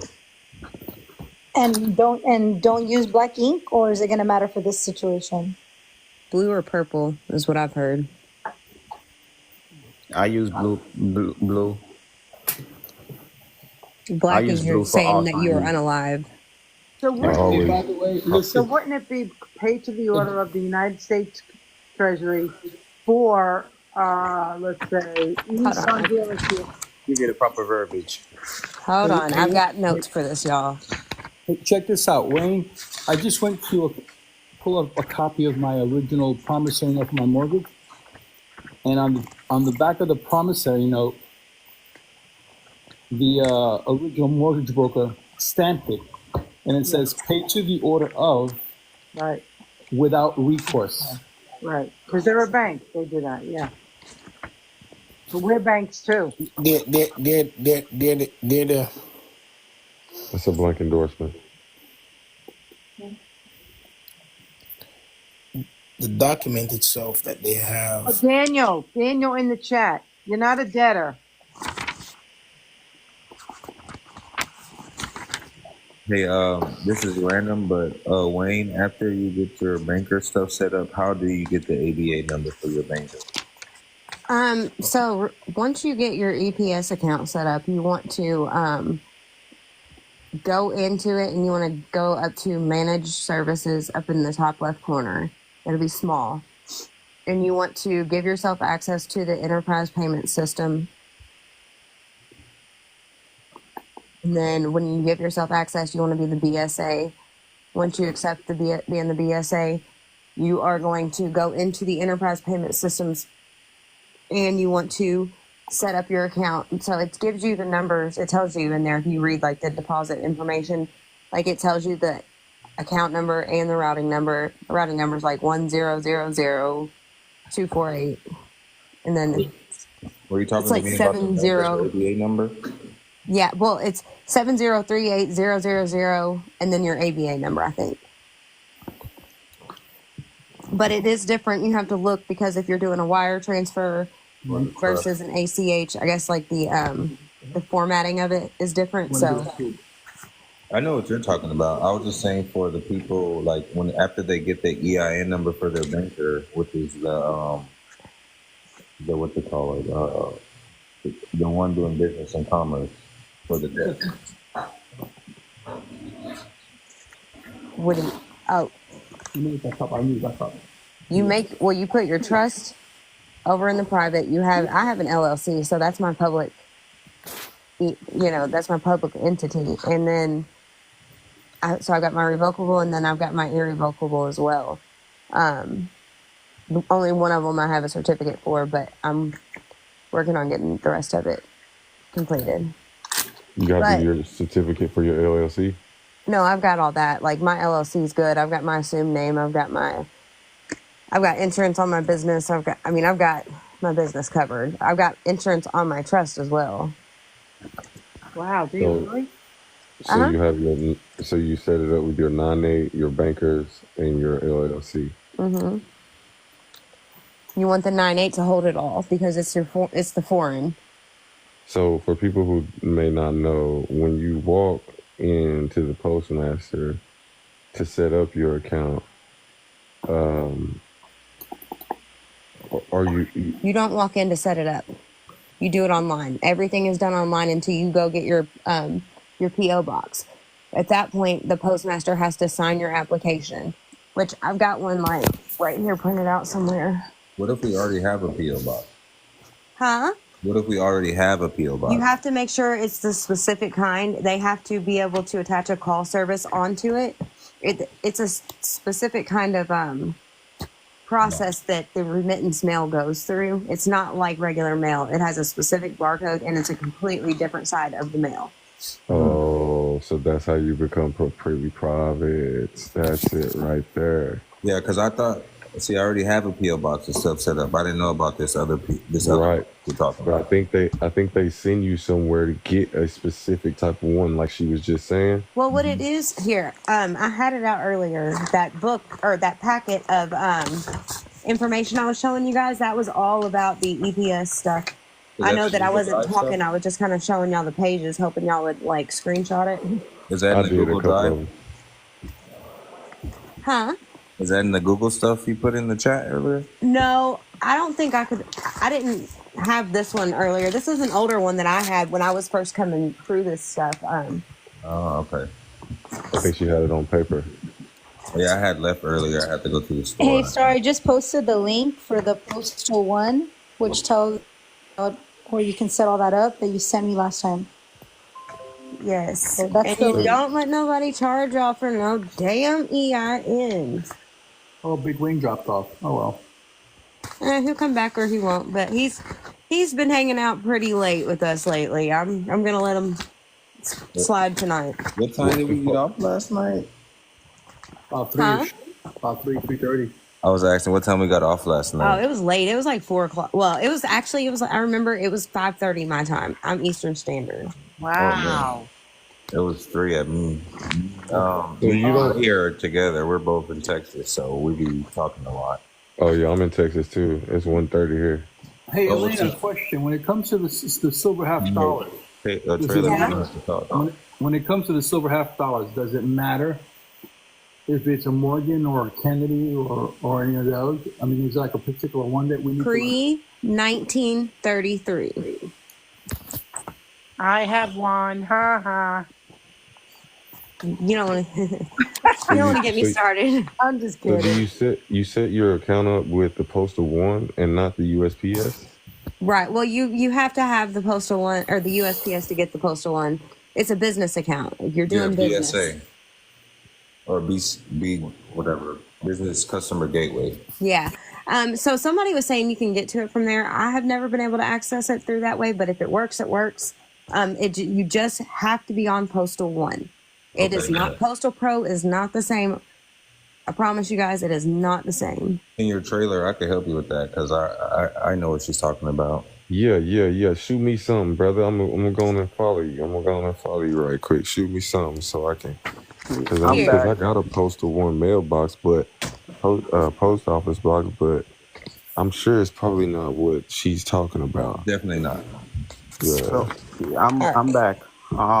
So the proper verbiage is pay Wait. Can I say it first and you let me know if I'm right? Okay, go ahead. Okay. All right, I'll say it. Pay to the order of the United States Treasury for credit to, let's say, Nissan for the benefit of us. Site draft. Yeah, that works. Okay, now you say what you were going to say. Pay to the order of the United States Treasury in return for credit. Social Security.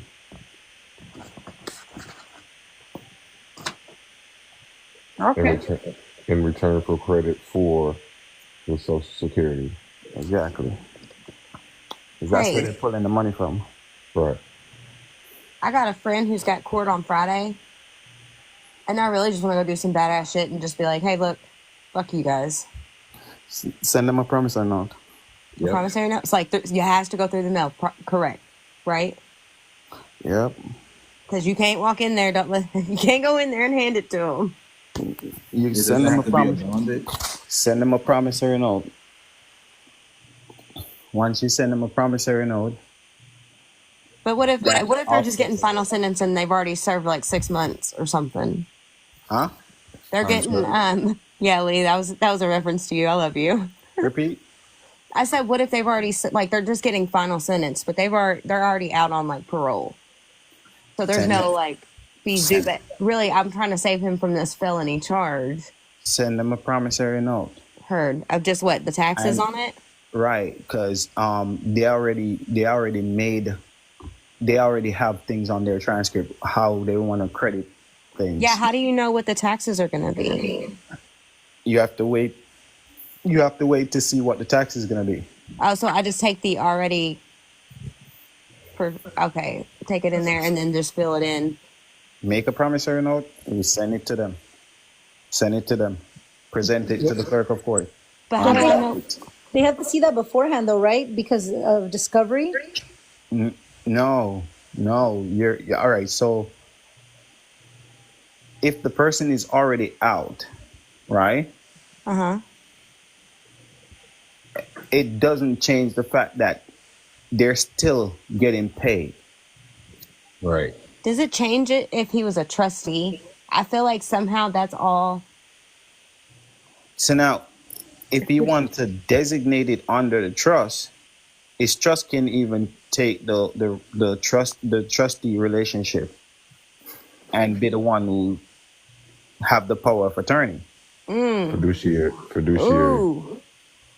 So now his trust would operate on the equitable subrogation and make the clerk or the judge fiduciary, which make them surety for whatever is going on. Because since they're the one who's attaching the payment, let them be surety. So once you send them a promissory note, you have to tender payment, equal consideration. Can you just write me a script so I can go in there and look like a badass, even though it's not my shit? Hey Wayne, can't they just also present that FR, was it 2042 or 2046 form, or rather request? Do your A's, B's, and C's, Willie. So the FR that's when you're doing the request. That's when you're doing the request. He's Of the going to transfer. court already. What he's saying is he wants to. He's thinking that that form is a tax form basically for the judge to have to pay the taxes on the case. Exactly. Well, that's why you're going to make them it's not a form to liable. pay the tax. It's actually a form to request a copy of the transcript. 2046, is that what y'all are talking about? Yeah. Wayne, can I say something really quick? Uh-huh. Can I just express suretyship and equitable subrogation? Yeah, you could do that too. Oh, hell yeah. Just checking. That works. That works in child support cases I'll just too. go in there and all right, I'll go in there like this, right? I'll designate who I want to be my power of attorney. So I would say, hey, what, my taxpayer gonna be the power of attorney. My name gonna be the taxpayer, right? Doing business as. So my name is gonna pretty much have an LLC. So what if Right? you send them your birth certificate? Well, it's not me, but what if... Yeah, you could. That's what I was just about to say. You What go in about- there with your birth certification, telling them that here what your birth cert. That's who they want. They're not offer you. They offer the corporate entity. You know what else you can bring into court? What? The baptismal records. What if I was like baptismal in like the ocean and there's probably no Well, records a of it? corporation can be baptized, which means you can have a, that's just. Oh yeah, because I'm a corporation now. These hats So fuck me up. so I would make so all right. This is the way to get all court cases because they can't. It's tax court, and if it's tax court, I'm gonna do it like it's tax court. I'm going there and I'm designating the tender of payment, how I want it to operate, right? But this is what I would do if it was me and I got a big problem. I would go in there as an LLC. Once I go in there as an LLC on file, it's a done deal. They can't do nothing with that. But what does that mean, going as an LLC? A limited liability corporation. Well, I know what it is, but like, I just show up and say, "Hey, I'm an LLC." What does that mean? Like, what does it No, look? I would go get one. But there's not a lot of time. I'd This get case one is like just for the Friday. case. I would get one for the case, and then as soon as that, I would just liquidate it. As soon as the case is done, I'm liquidating it. The LLC doesn't exist no more. With Minnesota, because they do a I guess what I'm missing out on here is, okay, I've got an LLC in my back pocket that's just been sitting there doing nothing. So I get charged with something. I walk into the court on the date of the court date and just present them my LLC. What am I doing? Yeah, my LLC document that state that, hey, from the Secretary of State, I'm my LLC. So another thing you could do with that is with the state of Minnesota, do a DBA for $50, and they'll send you a certificate that your DBA is your all caps name, and then you create a schedule fee. Exactly. Doing business as. And then if you submit the schedule fee, you file it. Because now when you present, I think what he's missing is he's trying to figure out how does it work. all right, so this is how it works. I would get an LLC. Get one. Instead of you're going to sit there and spend time in jail 2046 for some pretty petty crime, right? Like a ticket, right? I will pay the money and get an LLC. Get a foreign limited liability corporation. When you get that LLC, you're going to present that LLC document to the court because that's the name they have on file. So it all to do with that name who they have on file. Okay, the part that was missing was the LLC should be the exact name on that ticket or that summons or that subpoena. Exactly. You got the small stuff counts there, Big Wayne. Okay. So yeah, no, All right, but it's I like think it's like I this. think they would put your name as it's supposed to be on your ID, right? No, because sometimes they'll send you last name, first name. It depends on. You know what I'm Bullshit. saying? If they do that, they're not talking to you. Right. I would Correct. go in there and tell the judge, hey, Your Honor, that's not me. That's not how my name is supposed to be styled. Right. But addendum sonus attaches all the names together. I like the way Sloan puts it. She says she's gonna walk up in there and be like, "I don't recognize you." Yeah, I don't know who you recognize are. you. I don't know who you are. 1099 the case. I'm not even answering to the name. I just walk in there. As soon as they call the name, I'm walking up. I'm not answering to the name or nothing. I'll just go up there and say, I don't recognize you. I don't recognize you. I don't recognize you. I don't recognize you, and walk out. You have to be on special appearance too. Restricted special Restricted. appearance. Yeah. And you're going to put that in the case as document. Yeah, but you're supposed to file that 2 weeks before your case. So the judge. Because every court happens on paper, really. If you know how to properly file your documents, and I don't, but I Well, mean, another secret with that is putting a flag on your documents, because the flag governs the law of the document. which flag? Because we've got every post office out here has the wartime flag hanging up and the regular Put the peace flag. You're coming in peace, so you put the peace flag. Now here are a few things that works. The evaporating in special time maritime, like you already know that. So if you look at article title 18.7, you see that it's done good with peace treaties and stuff like that. So that's why you use the flag. It works. So they can't go against treaty party. Right. No matter what they do, treaty party. If you read all the way down at the bottom at the 9B, you see they said nothing in this chapter can supersede treaty. So you see that right there, 4 seconds. So automatically that case is going to be shown by the treaty party. So if you show the flag, that's a treaty party basically that between the states. The name of the LLC, you can use the fact saying let the master answer for its call, meaning respondent superior.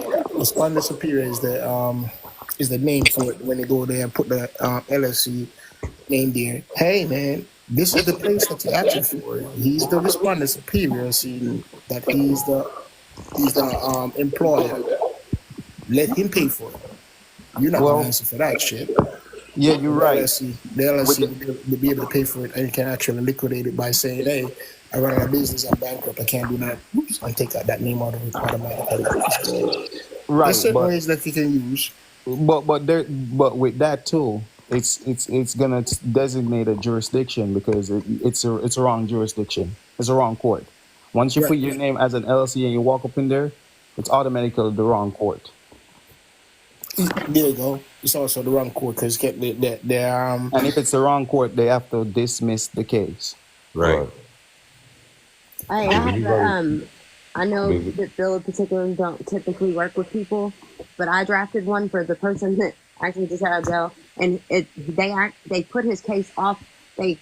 Whenever he got in there, they were like, "We're going to take a break," blah blah Yeah. blah. They Yep. pushed it off, but Yep. then he took a piss test for him. So I mean, whose fault is that really? Because and for those who are I don't know, for those who are getting locked up for your guns, if your gun is a pistol, it's not supposed to be. You're not supposed to be arrested for it. Neither it's supposed to be registered.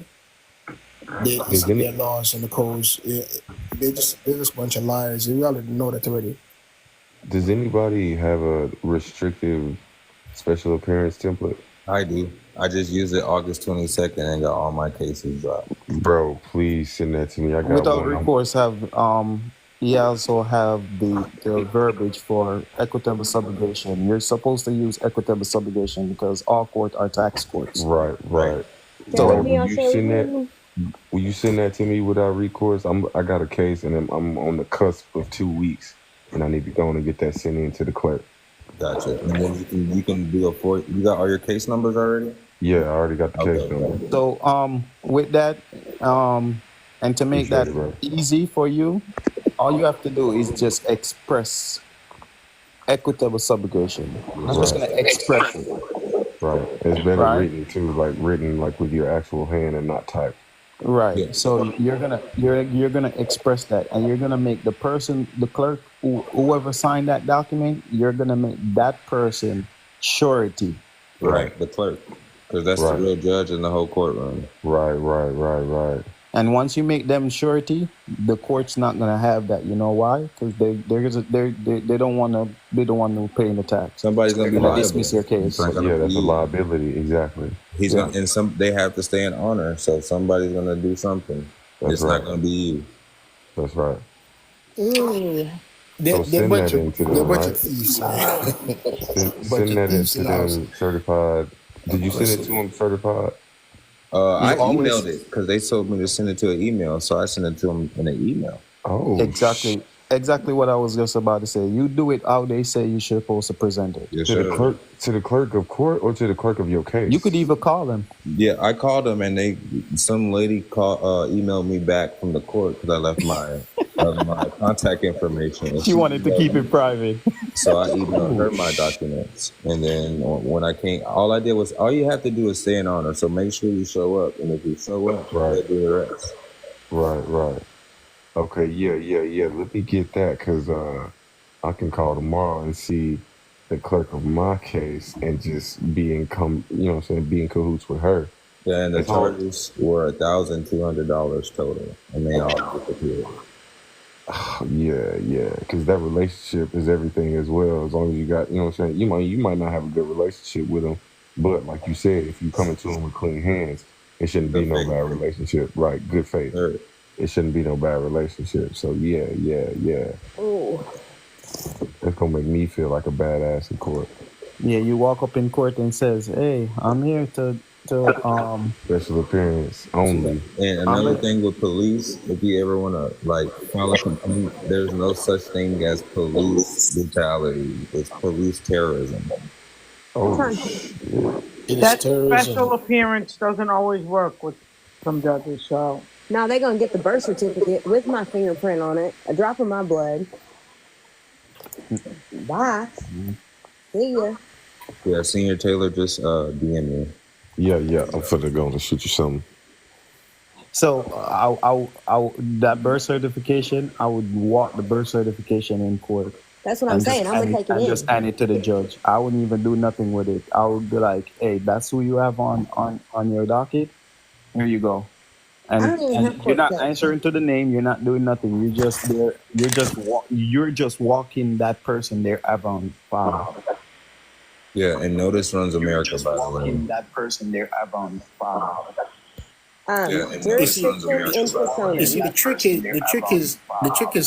trick is like this.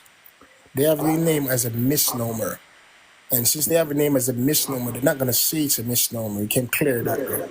Misnomers are keys. And so once you go in there, they say, "What's your name?" They say your name because they didn't present no document before you reach the court. It's a misnomer there, and you're saying your name is like you're accepting that name for yourself. Jurisdiction in personam, power which a court has over the defendant's person and which is required before a court can enter a personal or in personam judgment. Court can enter a personal or in personam judgment. Court can enter a personal.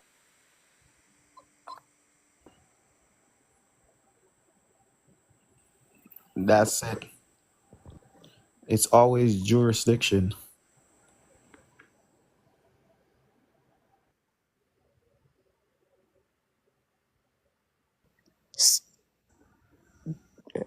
Power of a court over a thing that its judgment is valid and against the rights of every person in the thing.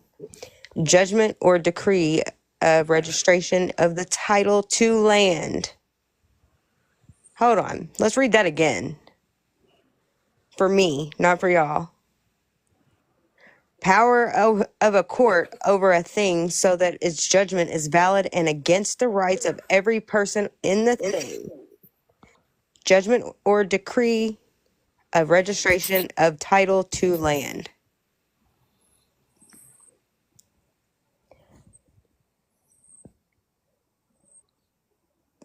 Power of a particular court to hear the type of case that is power of a particular court. Who keeps muting their mic and it keeps doing that? You might have to drop out and come back because that's, I don't know if it's even doing it to anybody else, but it's killing me.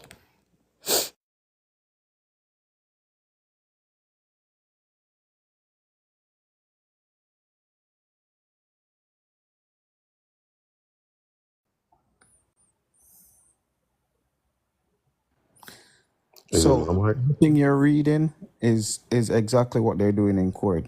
It's always jurisdiction. And Right. the first thing they don't tell you in court is the first thing they're gonna do is how you're presented in court. Who are you? This is the age-old question. Who are you? They want to get personal jurisdiction over you. Mm-hmm. And if you take that right away from them, they can't proceed without personal jurisdiction. You have to take away your consent to continue with the proceedings. You have to basically make them prove their jurisdiction with a court warranto. I do believe. Yep. So I would just take that away from them. Take away personal jurisdiction, it's game over. Right. See, he who was that over there? Without recourse said something earlier about the paperwork runs the world or something like that. Oh, But notice runs America. yeah, notice. That's what it is. So if you put it on notice within the case file, like with the clerk, like he said, the clerk is the most powerful one. You know what I'm saying? You put them on notice, you can get it taken care of with the quickness. Do you guys know what? I got rid of my child support with just by a notice. So with that subrogation, that notice, did you put that into court, or did you put that? Did you I just put send it it into to court. Ooh. What about abatement? Do you know about abatement? Yeah, that's the abatement I don't. Probate I do, but abatement I don't. Do y'all know that the law is the paper? Yes, Right. that's why you need a flag. Abatement. That four fucking corners keeps you trapped. That's why God said the pen is mightier than the sword.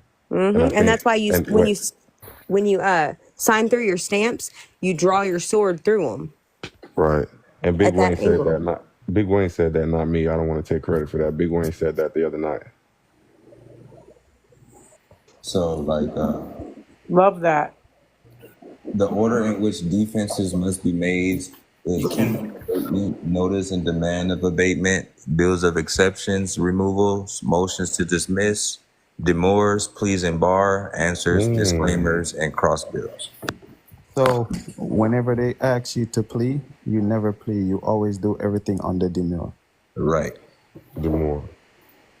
So tell us what it sounds like to say that to a judge. I will not be entering a plea. I wish to answer in form of a demure. Right. And you say that to the prosecutor don't even want to continue the case. Or you can say, I do not wish to plea. I just want to settle and close the case. I can just simply say I don't really plea at this time. All pleading are suspended at this moment, and to clarify the nature and cause of this matter.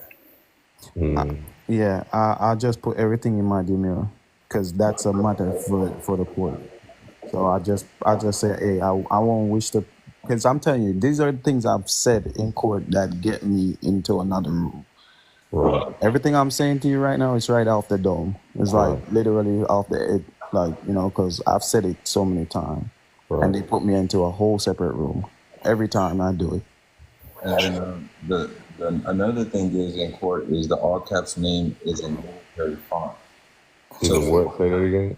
Your all caps name is in military font. So what you want to get them to let them know is that that's not your name. You're going by your Christian name because according to the law, your Christian name is the lowercase name. Mm-hmm. The court has it on file as traditional.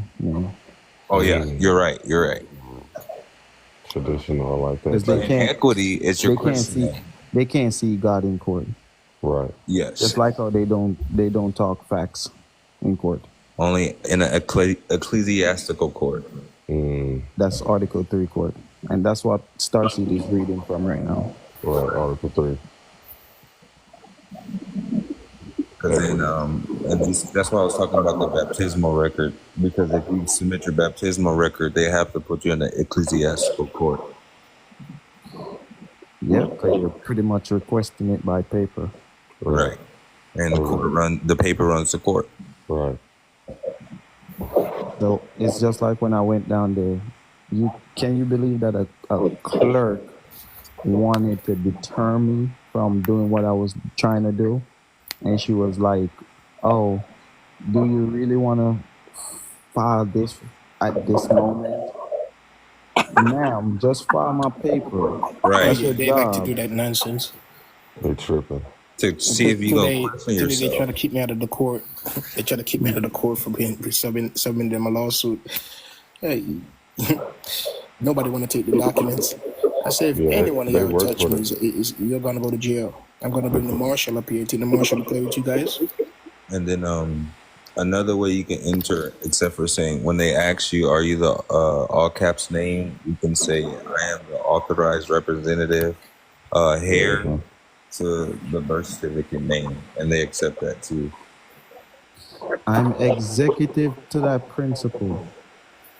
Right. Because that's equitable. Equitable, sure. That's equitable subrogation. Yeah, I know what you're talking about. I'm executive to that principle. You also can be the holder in due course of that security instrument. And then you can enforce it. Because the whole reason why the judge turns the paper around is to see if you endorse that note when he calls your name up there. Yep, that's why you should always put that red fox stamp on it and endorse it. What you mean? What document is she flipping over? When they call you up. Your court document. So they got your name on the document and she's looking to see if you got. Wow! Oh wow! Wow, bro. Sometimes they do it so fast they just flip it and flip it back. Right, yeah, right. Before you even tell them that you are who you are. I've seen it, bro. I've seen them do that. So the first thing in the traffic court, they have to give it a complaint with a summons. Right. They have not given a complaint, so we tell that from you. That's not acting in That's not acting in good faith. That's acting in bad faith. Because if you get the document, as they said, they can endorse the back of it if you want to. It's a So why choice. are you in my live if you don't want to hear what I got to say? Hmm. You can go ahead and leave. Anybody that don't want to be in here and hear what I got to say, you can leave. I didn't ask you to come in here. Right. Don't be disrespecting Star. Yo, who's that? Call him Because I out, answered Star. somebody's question because I knew what Willie Big Wayne was going to say because I've been hearing him say the same thing every night for a week. So I answered his question while he was talking. So now I'm giving legal advice. Do you not see the stack of books I sit here and read every day? Kick her out. She literally have one of the greatest book in front of her reading from it. Right. I asked her for it earlier. Kick her out. Like, I've literally got books all around me. That's what I do all day long is I read. How dare you? What book is that you're reading? The big one down there is I was getting into some elder law because I figured it would have the estate and the will and that juice in there. Give me the administrative juice. Yes, exactly. Exactly. Hey, Wayne. Mm-hmm. Have you Like ever right heard of here. trial de novo? Boom. Repeat. Trial de novo? Trial by de novo? Yeah. It's like a do-over. Yes, sir. Okay. But I don't ever use it. You know why? You don't have to. I know why you don't. Elena, what book is that? You know why? Because I'm gonna always assess the tax. So Right. they don't even want to see my face in court. Get him out of here. Get him out of here. Get it. He talked to IRS. He's an informant to IRS. He's a whistleblower. He's a whistleblower. We don't like him. Get him out of here. Elena, you Somebody's paid for asking that how book? to assess the tax. Power plant, how to assess the tax, I guess. No, these were given to me as decorations. Wow. That's a great book. I said, is that a joke? Oh, you want to see some cool stuff? While y'all are talking, I'm sorry, gentlemen. I was interested in the book. It's all good. We all are, to be quite honest. It's just that we can't touch it. That's all. Yeah. Right. If I could touch it, I wouldn't be on this call. I'd be reading it. Hold up. Wait, Star. They going real fast. Trial rules. I need that. I know what I could do with that right now to get a couple acres of land.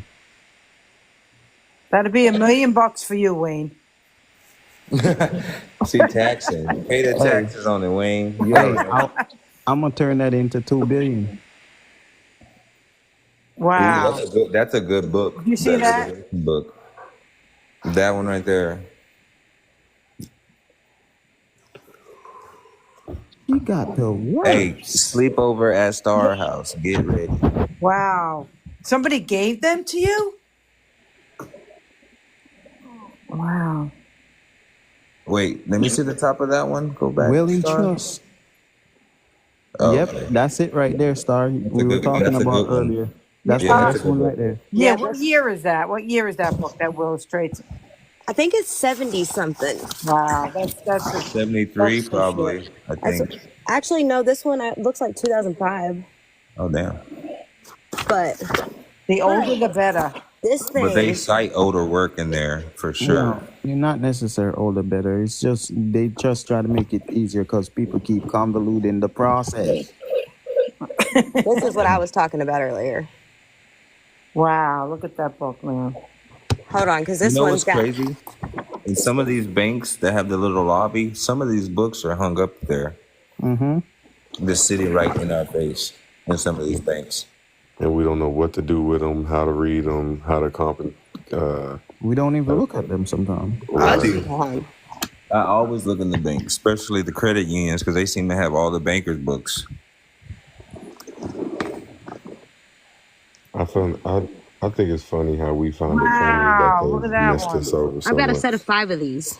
Wow. Hey, Star, what you Yeah. should do is go on Amazon and see how much those books are worth. Oh, you don't want to know. Oh, I'm telling you because I do know. Well, yeah, I know how much they're worth. And that's not all of them. Yeah, Hey like guys, is jackpot. there any I have is an there any question 1887, for me? 1987 I do, silver Wayne. coin. Go How, ahead before I how would get I know off. how much 'Cause it I'm worth? about to get off. Okay, so for the what do you call it? The purchase order with the car and the bank. Okay, so after we do all that, right?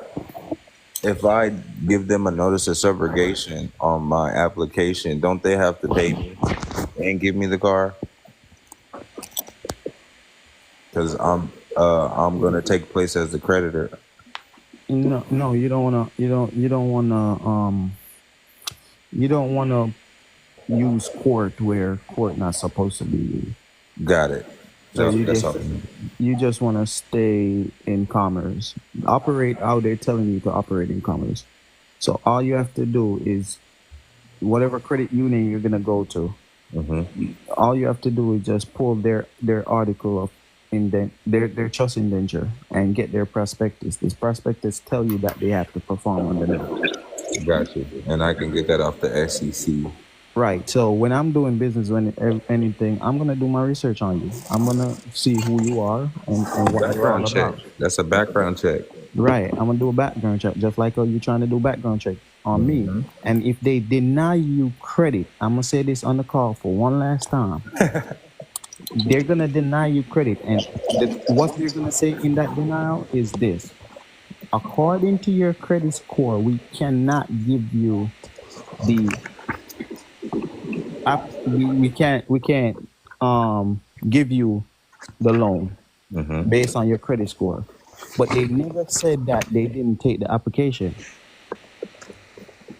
They're using a bad report to deny you, which is a adverse action. Discrimination. It's discrimination. Yes, sir. That's $1,000. Whoever discriminated against you, that's $1,000. And then 12 USC code 83, loans by banks on its own stock. They can't give loans to people on their own stock. Exactly. So if you know that the bank doesn't lend money, but they borrow money, there is no way they could deny you these things. Right. And then UCC 9-107 is the control of letter of credit rights. Exactly. So now that's what you're creating, a letter of credit. Yes, sir. When you do an application.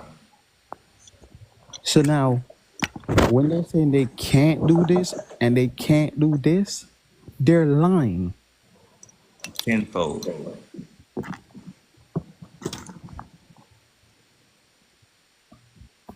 I don't play them games with them.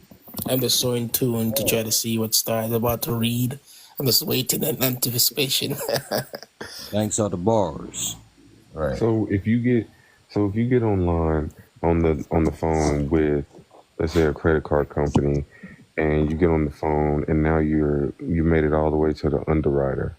When you talk to the underwriter, you tell her, she tells you, you got denied or whatever, but you tell her that you don't even want to talk about 12 USC 1431. Somebody just put it in there. That's all you have to say to her. Yep. 1341.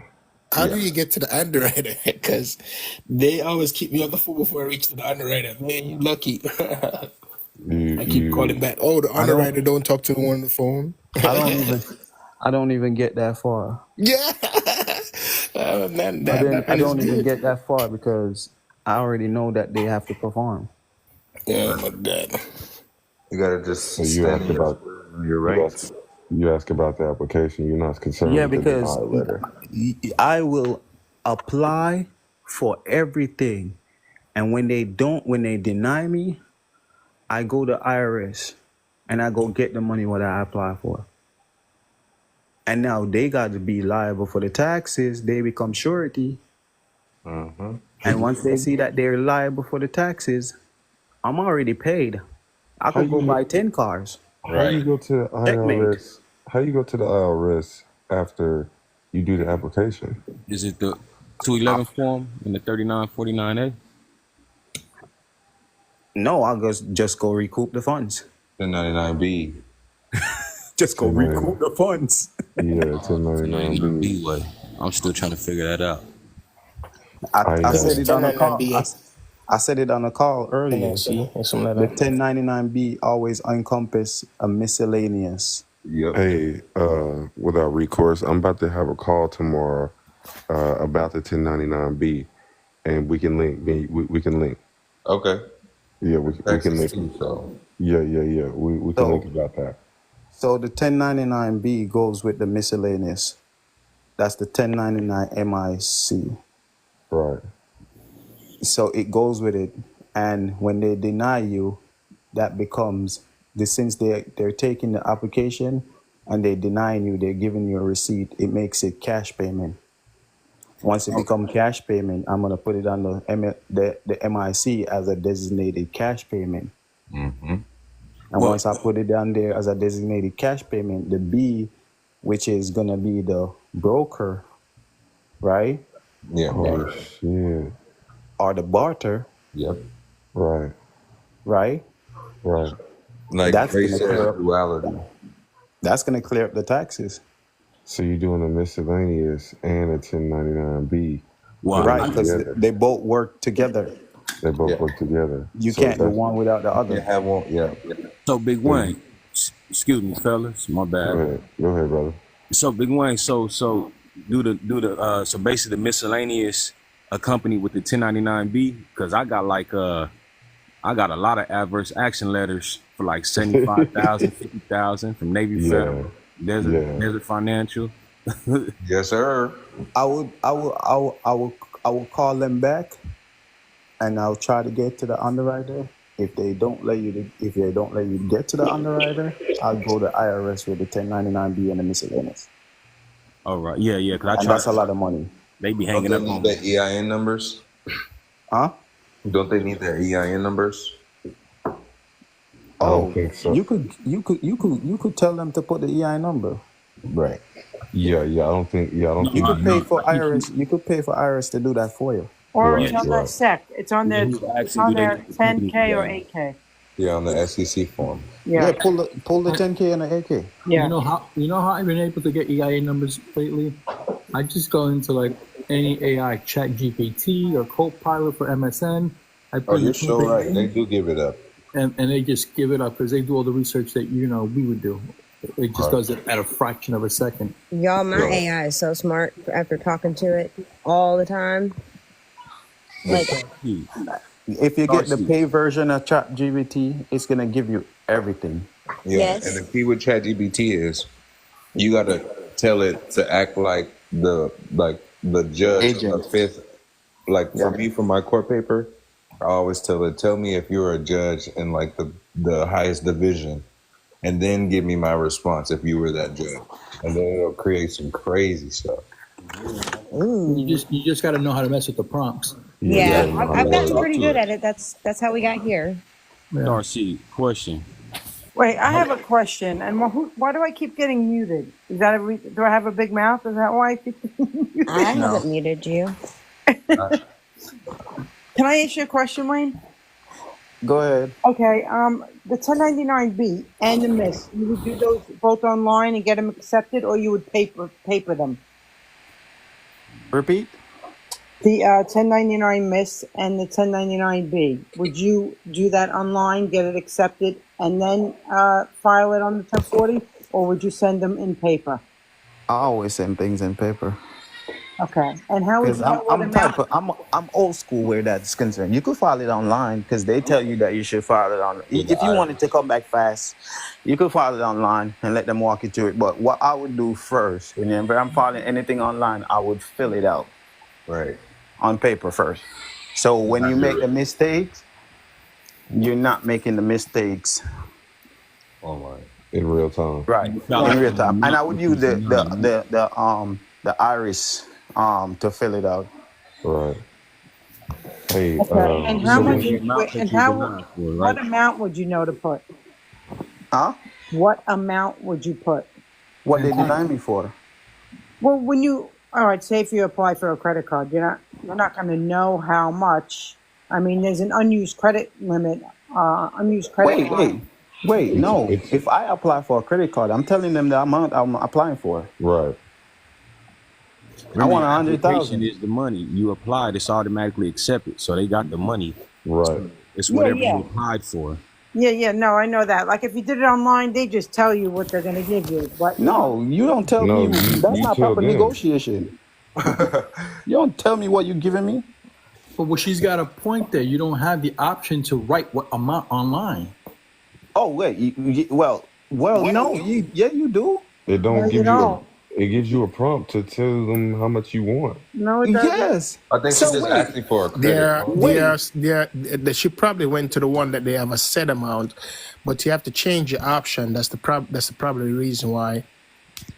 Okay. and this is why I called them over the phone, Right. because most people are going online, and we're It's all just taking what they're gonna. All right, so they're gonna give you crumbs like a dog if you want to be treated like a dog.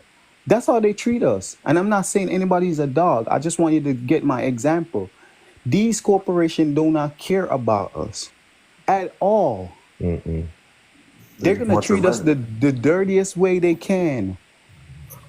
With a big smile. They're going to get the application and they're going to give you $1,000, a credit card for $1,000. But on the back end, they're making $1 million. Yeah. How does that make sense? It doesn't make sense. And no, I know exactly what goes on behind the scenes. Yeah, I know. I'm just saying a scenario. Scenarios. That's all. Okay. When you guys get a chance, look up the definition of card holder and stuff like that. Thank you, Wayne.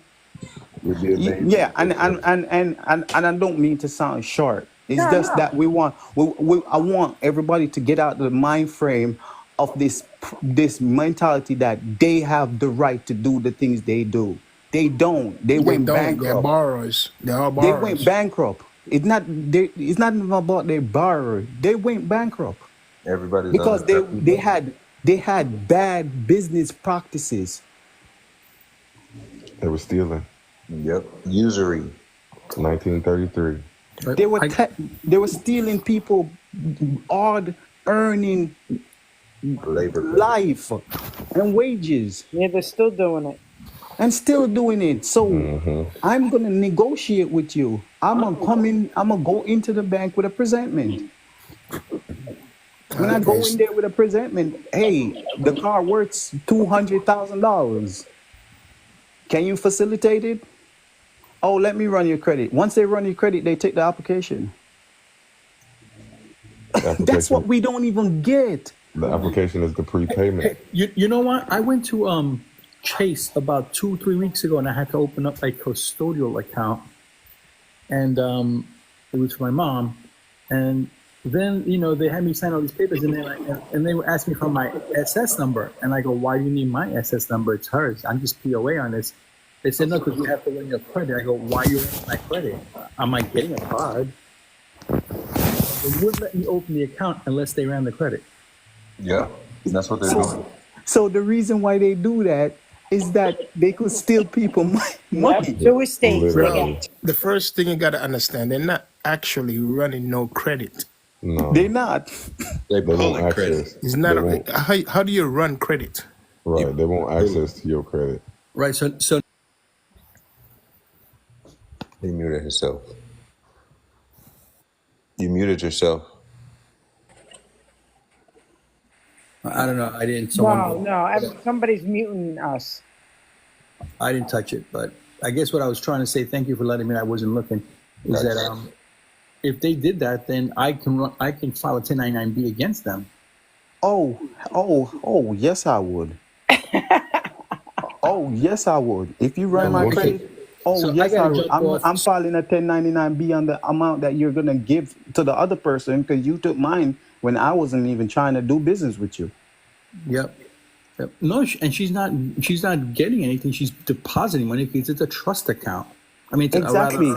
Not a trust account. Do you know that the Social Security Department says that they don't need your Social Security for none of that? Yeah, it's illegal to give your social out. Yep, it's against the law for them to ask you for it. Right. And if it's a matter of emergency, They have to fill out a form that is on the Social Security website to give you these offers. That is the SS89.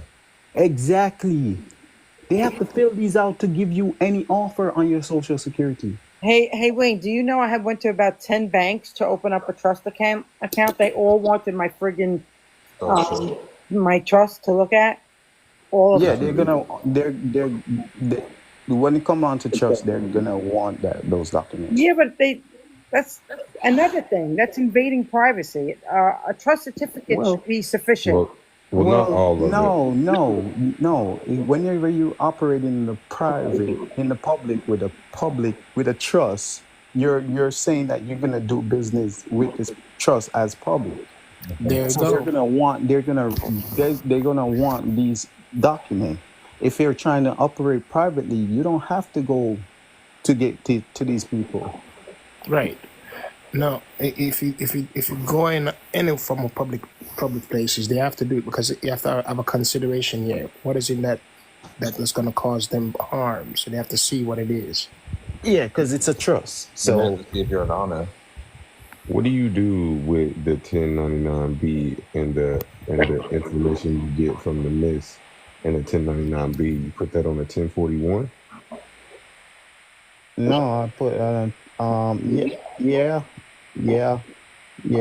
No, I'm not gonna lie. Yeah, you put that on 1041 and do a 1041V too. And then do a 1041V. Yeah. I was gonna tell you anyways, trailer. Yeah. That's the only way you're gonna get it back. Right. Oh, okay. Yeah, So because that the would V be is gonna recoup the money. Yeah. right. Make sure it's negative on the voucher. Well, I'm about to jump off. Star, I'll talk to you later. And Wayne, I gotta talk to you offline about those two SS numbers when you get a chance. Yeah, I'm gonna need to get with you. You'll probably need these documents that I've got out of this book here. Yeah. Get with me. Text me your number. I'm gonna send you because I'm supposed to get some information from Gray man about the trust because I have to help somebody with that trust process and the EIN numbers and the Social Security number. Okay, if there's anything you need me to look up, send me some of that. Card holder for me. Some of the what? Or card holder. Well, look, what I'm actually working on it right now. I'm gonna scan what I can. Good night, guys. Good night. Good night. I guess I'm gonna hop off too. Thank you again. Send me some of that information too, guys, in my email if you can. Cool. It's on my TikTok. Is everybody in my group on Telegram? No. Okay, here, before y'all go, I'm gonna put the group down in the chat, and then y'all can join. Yeah, I'm Yeah, because I'm gonna be putting documents in the Telegram, so y'all should definitely get it. So you could see the documents that I put in there because I'm gonna give away the information for free. Yeah, let me get that name for the Telegram for sure. Yeah, trailer. You can DM me. One question before. I shot you a message. I had an issue with the deed. I accepted the deed, and I don't know what to do afterwards. After I accepted the deed for a house. So if you accept the deed, now you have to make the security perfected. You have to perfect the security with the UCC 1 and 3. 1 and 3. So what would be like a good verbiage to write on the UCC 1? The description of the property. Yep. That's it alone? Whatever is in that deed. Okay. The price and the price and the description. Everything, the all information and also add the acceptance also as a line, a part of the deed. Okay. Wayne. No, because I just accepted it yesterday. I was going to accept it, and I was having a big issue with that. And trying to figure it out. And get your UCC 11 How do you accept it? from the Secretary of State. How did you accept the deed? Just call them, and they tell you they do that. They just call the recorder. I went to the recorder. They said they don't accept it. They never heard of that. They all right. Just go. Yeah. I just Yeah. called him this morning. They said that. You see, in some clerk, they're gonna tell you no, they don't do that. You're not supposed to ask them if they do that. It's your deed. You're gonna go down there and give them notice. Right. I told them to, I'm going to accept it. And she said, we never heard of that before. I Well, said, what do Maybe they you don't mean? have to. she's a new person. They don't have to hear about it. They're just they have to file the documents because with your document, you got an offer and you didn't accept it. Uh-huh. And for any contract to be feasible, it has to have all the party in agreement. Right. So let me ask, right? If I do the UCC 11, there's a lien on it. So let me What do I ask, do? right? If you do the UCC 11 and there's a lien on it, then you once you see who's the lien holder, it's a tax issue. Okay. So that's Assess going the to tax. claim the tax with 1099B and miscellaneous. You could call IRS and they tell you how to assess the tax. Okay. Just call them on that. All right, let's do that tomorrow because do the UCC 11. I want to get this done as quick as possible. Which way? So you just Do call the you send IRS and tell you how to get assess the tax? prepaid mail? Huh? Do you send out You said prepaid that you mail? just Prepaid mail? Yes.